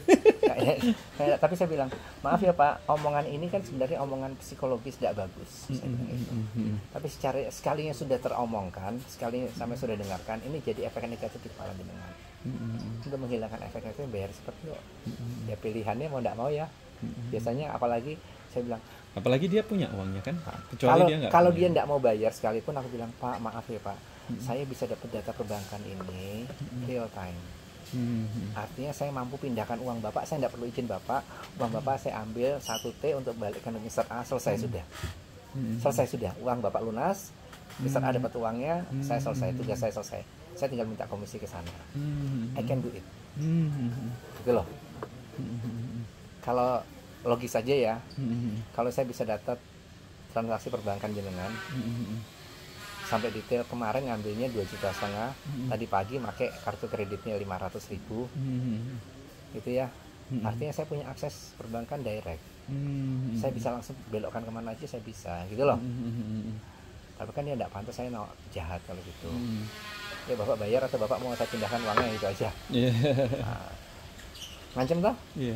Ada banyak berarti yang berhasil ditagih ya? Ya 100%. 100%. Enggak ada sih, ada 2 kasus yang dimana si yang tertagih ini kategorinya tidak mampu bayar. Setelah review perbankannya, transaksinya, finansialnya dia nggak mau bayar, pilihannya aku datang ke si A yang punya uang. Pak B itu nggak mampu bayar, ini loh data aktualnya dia. Yuk, kalau Bapak pengen uang Bapak kembali, saya kasih saran. Bapak invest di usahanya dia, konversi hutangnya dia sebagai saham. Menarik itu. Okay. Setelah itu Bapak investkan tambahan lagi, injek lagi untuk sebagai partner. Dalam hitungan tahun, mungkin setahun 2 tahun, hutangnya tadi balik. Oke. Kalau Bapak mau sahamnya dikembalikan lagi, selesai sudah, tidak apa-apa. Kalau mau kerjasama silahkan. Itu menarik ya. Prospeknya kira-kira seperti ini. Oke, kalau saya ke situ, kira-kira situ punya saran enggak siapa yang bisa jadi partner? Oh, kalau kayak gitu sederhananya saya kenalkan satu orang teman saya yang kebetulan berkecimpung di bidang seperti itu. Kayak judulnya di Sandiaga Uno itu kan dia judulnya take over perusahaan untuk menghidupkan. Kayak gitu ya. Ada lagi equity. Hah? Private equity. Ya, namanya itu PE gitu ya. Itu udah normal kan. Zaman dulu sudah pada tahu ya. Dan kebetulan karena networknya juga lumayan banyak, jadi ngambil siapa yang mau bergabung. Lu jadi konsultannya dia, nemenin private equity konsultan sekian tahun, dapat bayaran berapa, tinggal urusan situ sama situ. Saya enggak ikutan. Itu yang terjadi. Kalau enggak sanggup bayar, ya alasan di situ. Dan noted habis itu menyenangkan kok. Walaupun cuma dapat ya karena gagal operasi nagih, saya dapat 50 juta buat. Kalau menurut saya itu fine aja. Abu-abu dong. Enggak melanggar hukum. Tidak, abu-abu dong. Ya mungkin melihat data orang tanpa izin. Nah, tapi kan itu dilakukan karena terpaksa. Enggak. Karena mau menagih. Enggak terpaksa. Enggak ya. Lah kan itu terpaksa. Orangnya nakal dulu. Kecuali jenengan tuh mengancam tanpa dia nggak ada utang gitu, terus ya merampok lah istilahnya. Ini kan enggak sih. Ya kan sederhananya ya datang ke rumah dia, ngambil duitnya dengan cara halus. Kalau dia enggak mau nanti dengan cara kasar gitu. Sebenarnya kan ya. Duitnya bukan duit dia, itu duitnya si A. Ya. Whatever lah, apapun terjadi, tapi it makes me happy gitu loh. Kayak antara happy dan happy, tapi bahwa kemudian di dalam, karena tadi uang gampang, kesannya uang gampang ya. Allah beri kemudahan, saya punya akses. Allah beri, setan dah beri kemudahan bahwa saya punya akses untuk ngeriba luar biasa tanpa batas gitu kan ya. Iya. Dan terpancing di situ, ya sudah lah. Ketika ditegur lepas semua, ngapain harus dipikirkan. Dan sedih nggak waktu itu? Nggak ada lah kebetulan. Nggak ada, biasa aja rasanya. Karena kebetulan yang memberi nasihat saya itu ketika saya bilang saya mau berangkat haji, gimana nih Pak Yai, sama punya utang, ada apa, kartu kredit segala macam, piro, embo, hitungan dewe. Nah, begitu hitungan, hari itu di situ telepon dapat sekitar 1,8 M gitu kan ya. Kemudian 0,8 jadi duwe, orang duwe bayaran. Kalau kamu berutang ketika berangkat haji, kita enggak tahu nih, kan ya, sampai kan katanya ngaku kotor hidupmu, berangkat haji pasti ditegur di sana, dicuci. Iya lek mulai bersih terus tidak pulang hidup-hidup ya. Masa akeh anakmu bojomu nanggung utang. Iya. Ya saiki apa carane ngono ya? Lah kalau punya aset yang bisa valid dan masih bisa di ini, ada ya, tapi anakku sedikit tidak tahu. Apalagi aset yang hitung sembunyi wis jalan kabeh ya. Lamborghini gitu nggak tahu ya. 187.400.000 rupiah pajak setahun. Sok tuku DKI lo, plat nomornya B lo ya. 167.400.000 rupiah Iya, pajaknya. iya. Masih bisa dapat mobil Avanza lah bagus itu lah sekarang itu. Ya Avanza sekarang kadang 180-an lah ya. Iya, iya. Off-road ya lumayan lah ya. On-road ya. Dan 2 tahun ya bisa mobil saya itu bisa masih sisa. Tidak tahu lah pokoknya. By the way, dan itu menyenangkan. Kita memang tadi baik ya, kebetulan dapat advisor yang kayak gitu ngapain dipelihara, wis ikhlasnya lepas aja. Hatimu plong udah. Turumu enak le. Betul, Iya, betul. akhirnya sudah. Dengan 1,8 tadi kemudian ketika berhitung harus balikin ada namanya penalti, ada segala macam. Jadi hampir 2,8 tadi ya. 2,8 tadi. Saya juga ngalamin kok. Saya Keluar ngalamin aset dulu. semua tapi kan lego biar cepet. Saya ngalamin juga itu. Akhirnya selesai sudah cukup.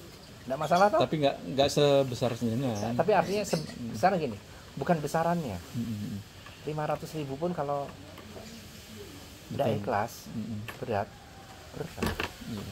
Ada yang sampai ini ada teman ya sampai 3 triliun Wih, hutang itu. piutang Oh, piutang. yang tidak ditagih. Saya bisa sekarang piutang dia. Hutang dia di angka 1, tapi dia punya piutang 3 triliun, tapi 3 triliun nggak cair-cair.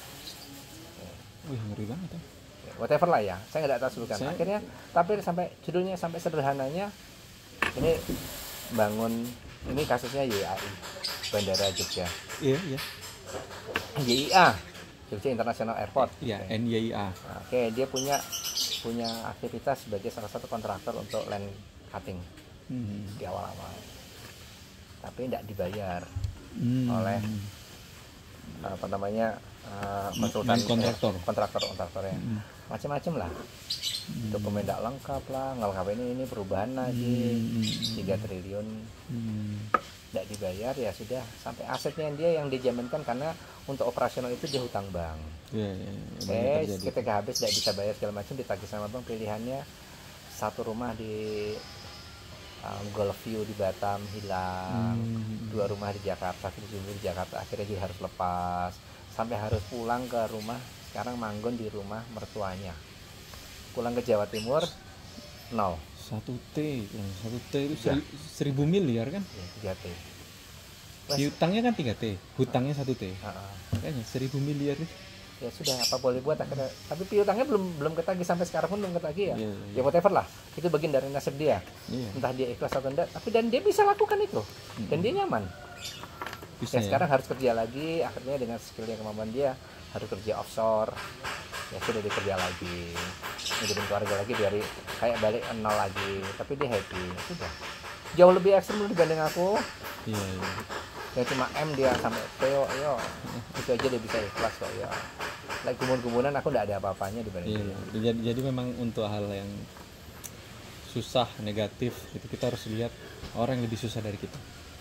Tapi untuk hal yang seneng ya kita lihat ya orang yang seneng sama kita pengen ikut seneng ya itu aja. Jadi sorry untuk dunia kita harus melihat orang yang lebih susah dari kita sehingga kita merasa bersyukur kan ya. Untuk hal dunia kita harus melihat itu. Karena untuk akhirat juga begitu kok. Akhirat kita harus lihat orang yang lebih baik kita pengen melu. Iya betul. Kayak misalnya nyata nih yang orang lebih baik ini kebetulan di keluarga yang lihat. Ada pernah dengar Bernice Amanda ya? Bernice Amanda? Oh ya pasti dengar lah. Part of Family. Oh iya, Bandung berarti ya? Adalah almarhumah Bude yang didaulat menjadi komisaris. Pak Adi dan Bude waktu masih hidup itu jadi komisaris untuk Amanda. Cuma 2 komisarisnya. Anak-anaknya direktur operasional, direktur keuangan segala macam. Sampai kemudian selesai besar, hire manager untuk direktur, anak-anak sudah jadi komisaris. Nah di kondisi yang menyenangkan ini, yang pengen irinya itu tidak ada namanya tiada hari tanpa sedekah, tiada bulan tanpa wakaf. Selalu itu. Wakafnya tanah, wakafnya sampai membangunkannya masjid, kan ya. Yang kalau dibilang agak iri boleh ya? Iya boleh kalau agak iri ya. Kok kayaknya cuma mencari mata-mata, kira-kira Muhammadiyah di daerah sana butuh apa ya? Muhammadiyah di sana butuh apa ya? Kayaknya butuh tempat rumah singgah buat rumah sakit yang pasien yang luar kota. udah ada tanah sekitarnya yang dijual, jual beli, beli tanahnya, dibebasin tanahnya, dibeli, bangunkan, biayanya. Kenalkan sama Pak Muhammadiyah Nuh dong. sebagian. Pak Nuh kan ketua Badan Wakaf. Dengerin dulu, Heeh. nggak mau urusan dengan pemerintah, Oh gitu ya. nggak mau urusan dengan pemerintah, jadi langsung saja ke Muhammadiyah. Iya, DP iya. Muhammadiyah mana, kamu ini bangunkan di sana udah. Itu Itu artinya berarti mereka Bude. owner atau komisaris? Owner berarti. Ya? owner. Hmm. Bude, Saya yakin ratusan miliar itu Pak. Bude Omset itu per bulan. Bude itu hidupnya cukup asal bisa makan, bisa jajan. Jajan cemilan pasar, pagi jalan ke pasar beli, jalan kaki beli di pasar udah tok, Iya, iya. tidak lebih. Iya, iya. Kalau Bisa nolong asetnya saudara. rumah gede atau mobil kan? Ya itu kan anak-anaknya akhirnya yang punya. Oh, nah.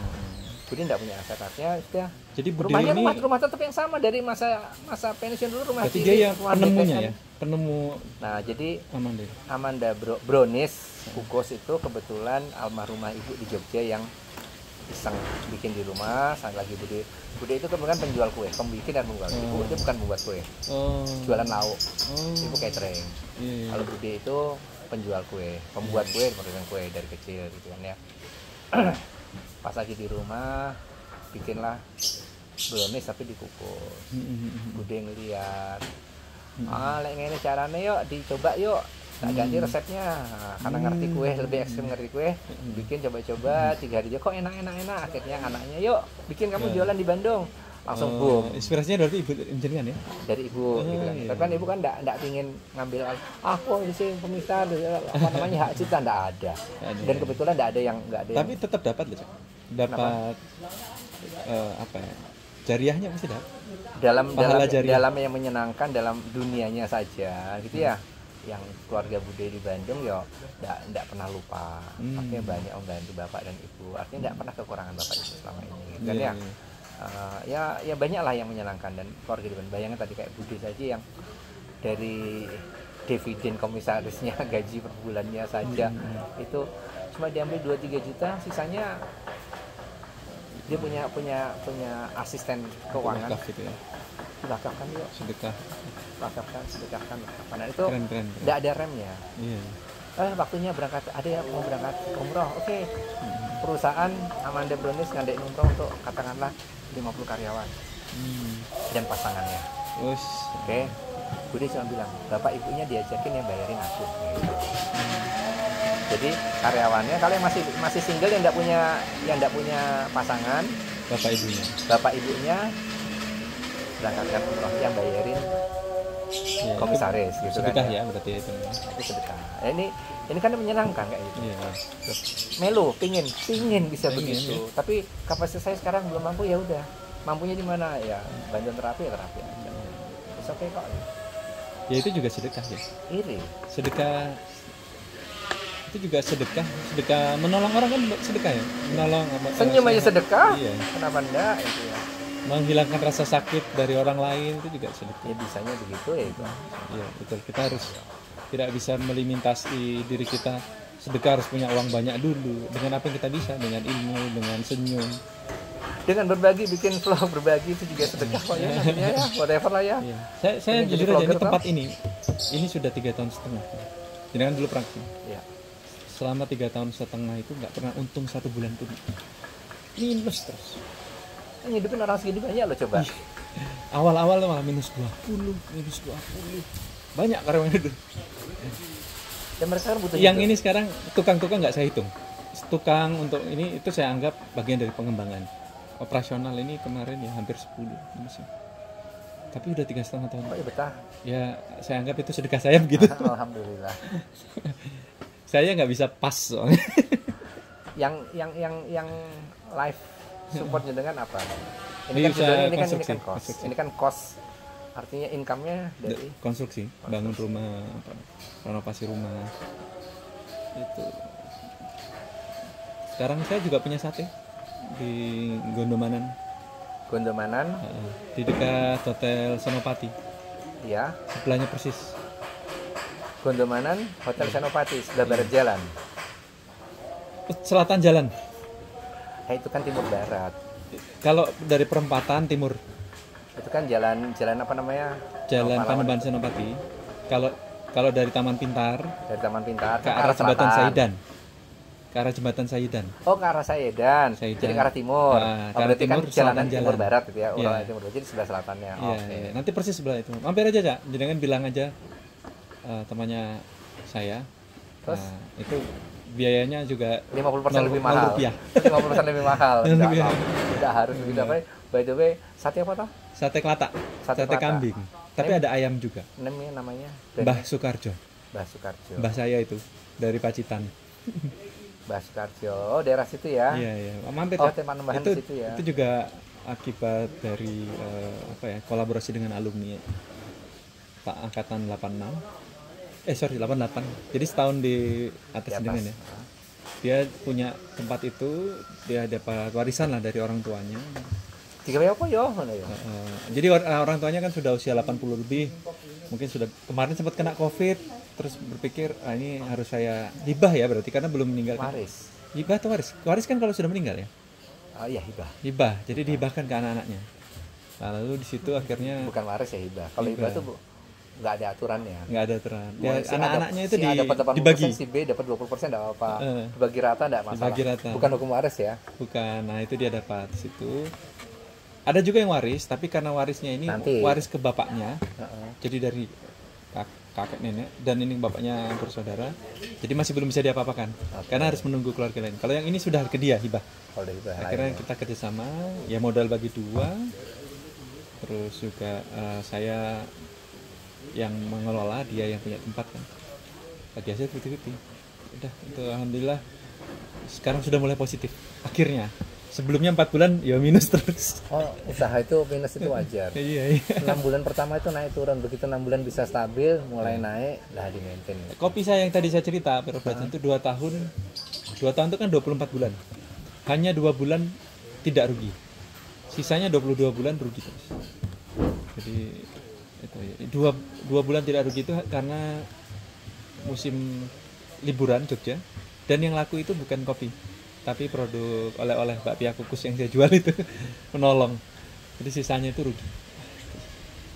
Jadi ya biasalah dalam dunia usaha, apa namanya, ada rugi. Ya itu nama kalau mandiri memang begitu. Ya aku juga ngerasain karena jualan sate, ngerasain. Tapi jenengan tadi kan banyak untungnya tuh.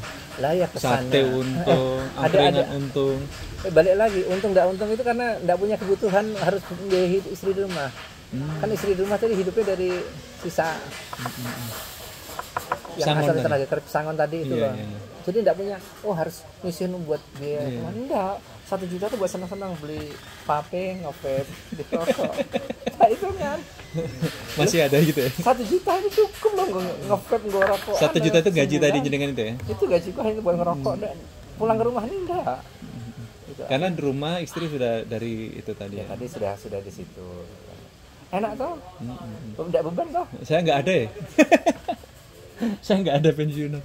Nah itu, tapi by the way, itu tadi kan ya, yang tadi Allah nolkan di hutang segala macam, tapi ternyata loh, aku masih punya 300 juta loh ya. Nah itu kan Pensiunan. yang kita enggak sadari, Iya, iya. oh ada loh ternyata, oh masih dikasih bekal, jadi nggak dinolkan Iya, iya. beneran. Ya itu mungkin yang halal itu tadi. Dari kerjaan halal ya. Kerjaan lain 20 juta sebenarnya sudah dapat segitu, ya whatever lah gitu. Apa Malah boleh itu gua- yang ternyata bisa dimanfaatkan kan.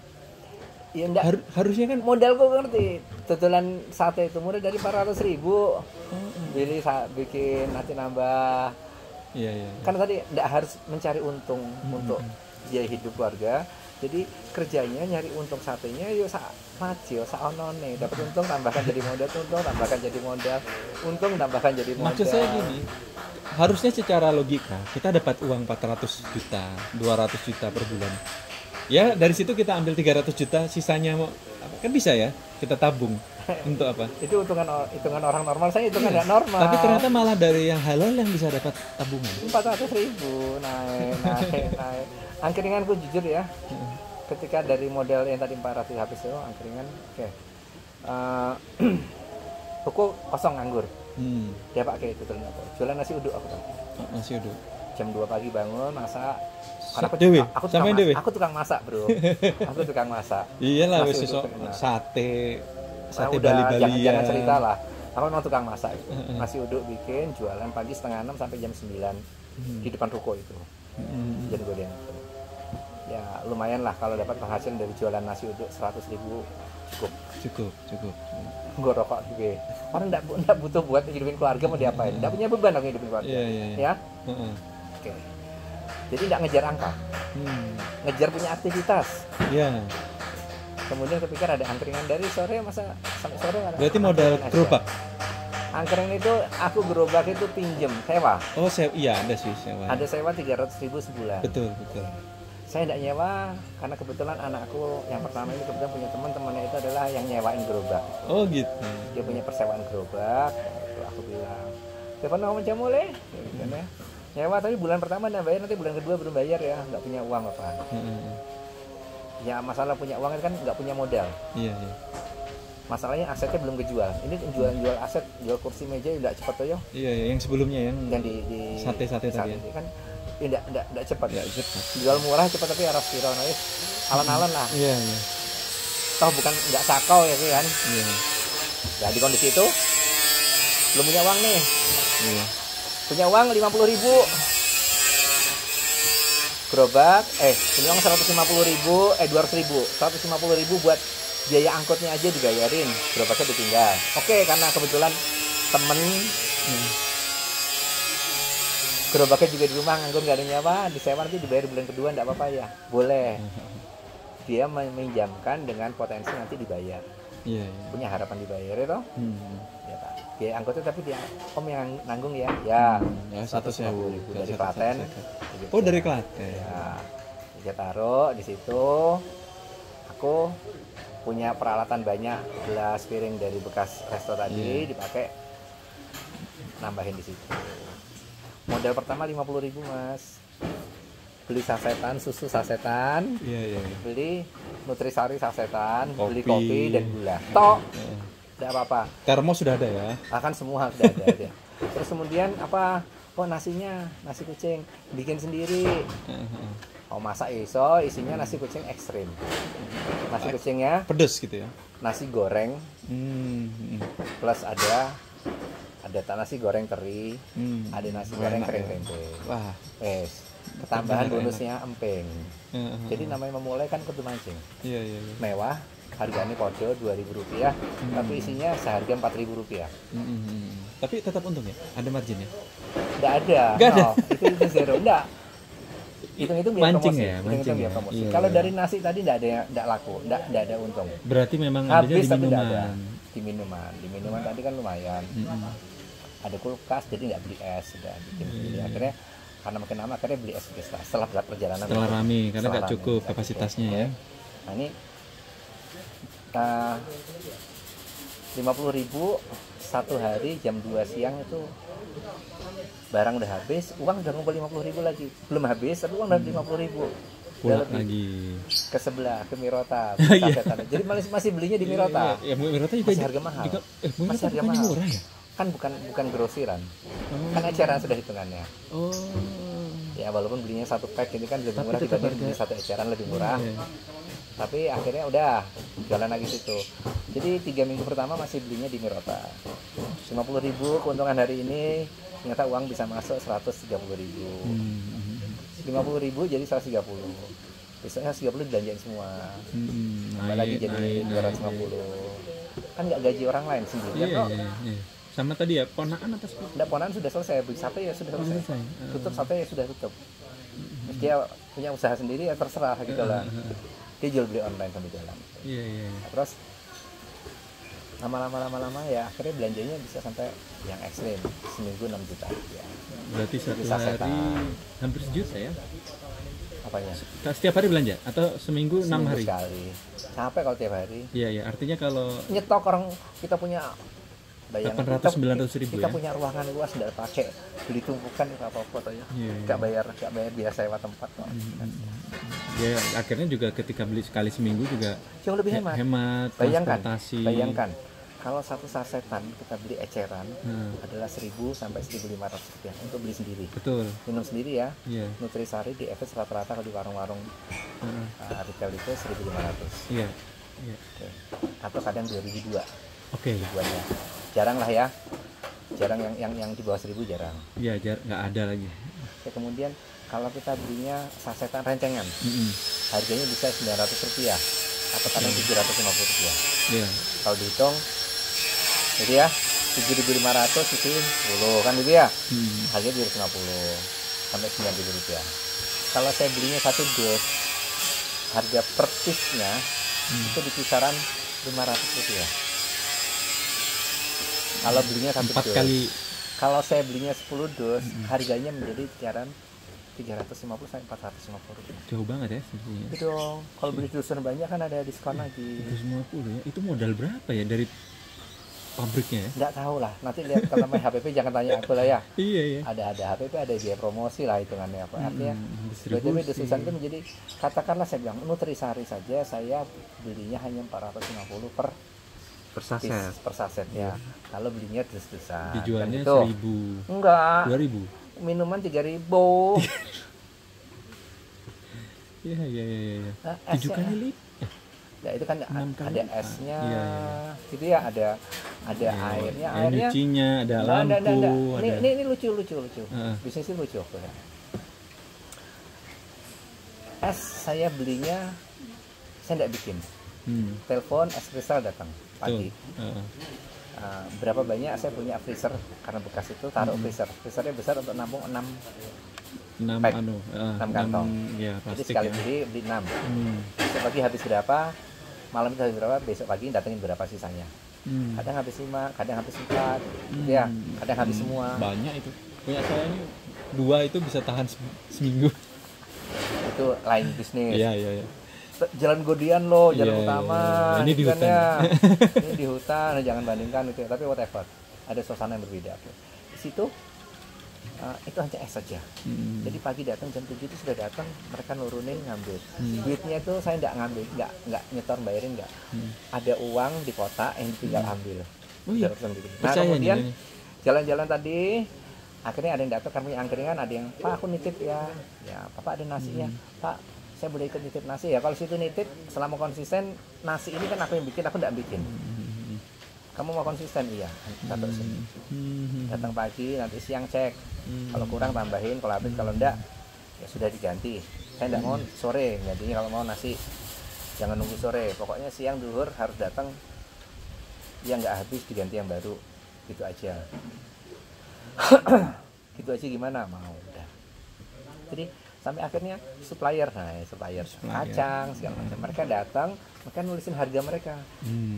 Saya tidak ngambil Rp1 keuntungan. Kalau kacang mereka jual Rp800 per bungkus ke aku tidak jual 1.000, enggak, tetap harganya 800. Nasi kucing mereka jual 1.300, 1.400 per bungkus. Di tempat lain jualnya 2.000, aku enggak, tetap 1.300.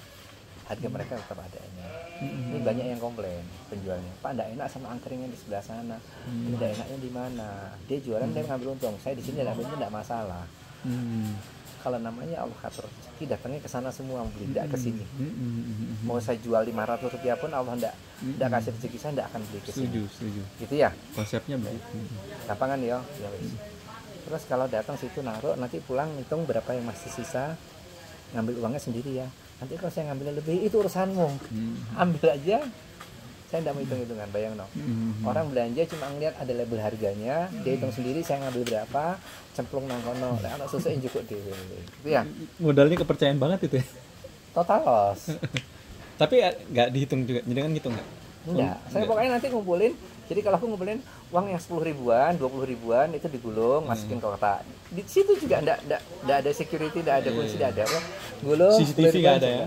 Ya Allah, uripku enak lagi ngono. Saya enggak punya beban. Tapi Mas, kayak gitu tuh pertentangan pertama dari istri dan anak perempuan. Tidak ada konsep manajemen kayak gitu. Kita tidak boleh percaya prosesan ke orang lain, kan ya? Kenapa cuma bilangnya, ya sudah tidak apa-apa. Kalau memang bukan rezeki kita, ya itu diambil orang, hilang semua. Mau ngapain? Tapi kalau sudah rezeki kita, itu Allah tambahkan dengan cara yang luar biasa. Dan dengan makan menghabisin 4.000 tok, uangnya 5.000, enggak tak kena. Jadi kan gimana? Ninggal ngambil 1.000-nya enggak? Ya enggak bisa. Enggak toh? Makan habis 8.000, uang jenengan 10.000, 2.000-nya diambil enggak? Ya saya biarin. Tinggal toh. Berapa banyak orang baik kayak jenengan? nggak tahu. Banyak, Banyak ya. banyak. Dan itu tiba-tiba yang membuat banyak. Ya. Karena lagi gak dihitung malah banyak. Anakku dan istriku sempat anaknya, Pak, lihat ya 2 minggu dikontrol, sebulan dikontrol. Kalau income sama Pengeluarannya pengeluarannya lebih banyak yang belanjanya, yang konsepnya papa di stop ya. Ya, toh nggak modal kok Pak ya? Ya nggak modal kan aku, jadi kalau stop ganti konsep nggak apa ya. Ya, yang nawarin dia 2 minggu dia bilang, nggak usah dah, karena setiap hari pulang nggak ngitung, kalau masih tas kresek atau bawa pulang, dihitung tadi pagi anak jadi kan manajemen soalnya. Ya, dia ngerti konsep audit, konsep keuangan. Aku malas ngitung ini, masukin tas kresek tok. Nah, hitung sendiri udah. Malam hari gitu kan, pagi. Dia belum tidur, jam 10 pulang udah masukin dan apa. Itu dia bilang 2 minggu, bilang sama istriku dan aku, Mah, Papa ngobrol 3 apa. Ini konsep keuangan Papa nih aku catat segini. Terusin aja Pak, aku udah nggak usah ngaudit lah. Pokoknya uangnya berapa aku nyatat jumlah aja, keluar masuk aja nggak usah ini. Capek malah mungkin. Capek. Ya, capek. Paling kalau seminggu, baiklah kamu minta uang 6 juta. Buat apa? Belanja, beli sasetan, beli kopi, beli gula, beli susu. Udah, kasih 6 juta. Susunya kental manis ya? Ya SKM yang sasetan. Oh ada ya. Bukan susu, SKM gitu ya kan. Ya. Itu sebenarnya bukan susu kan itu. Gula dikasih susu. Iya. Gula dikasih susu. Whatever lah. Mau kebohongan publik atau apa saya tidak hitung-hitungan lah pokoknya. Dan selama itu jualannya halal ya halal lah gitu buat aku. Buat aku gitu kan ya. Aku beli dengan cara halal, dengan uang halal, menjual lagi dengan ambil keuntungan yang disepakati bersama-sama. Halal tuh akarnya jual beli dengan tidak ada namanya paksaan, tidak ada riba di situ. Kalau mereka ngasih uang lebih lain cerita, itu sedekah mereka, aku juga terima, tidak boleh aku tolak. Gitu kan ya. Kalau mereka juga ngambil ya itu dosa mereka. Enggak, kan kebanyakan yang ojek itu kadang gini loh, nih di prakteknya. Tiba-tiba ada WA masuk, Om, aku hari ini pulang duluan jam 7, aku mau minjem uangnya Om 100.000, soalnya tidak dapat order apa-apa. Di rumah lagi butuh. Nanti aku kembalikan setelah aku sanggup Om ya. Welcome. Ikhlas aku, makasih Om.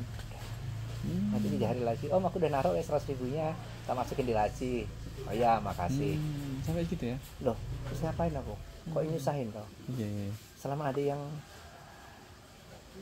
yang tersenyum tiap hari ngapain juga ya? Ikut tersenyum loh kita. Iya. Itu bagian, balik lagi. Kebahagiaan itu menyenangkannya di situ. Saya tidak bisa lebih di situ aja. Iya. Wah banyak banget nih. Kalau tadi saya sudah mau closing ya. Tapi ternyata banyak yang apa ya, kejadian-kejadian yang inspiratif. Kita bikin lagi lah vlog berikutnya. Insya Allah ya. Makasih banyak Cak Arif. Sama-sama. Mudah-mudahan banyak yang terinspirasi. Semoga yang diambil yang baiknya. Amin.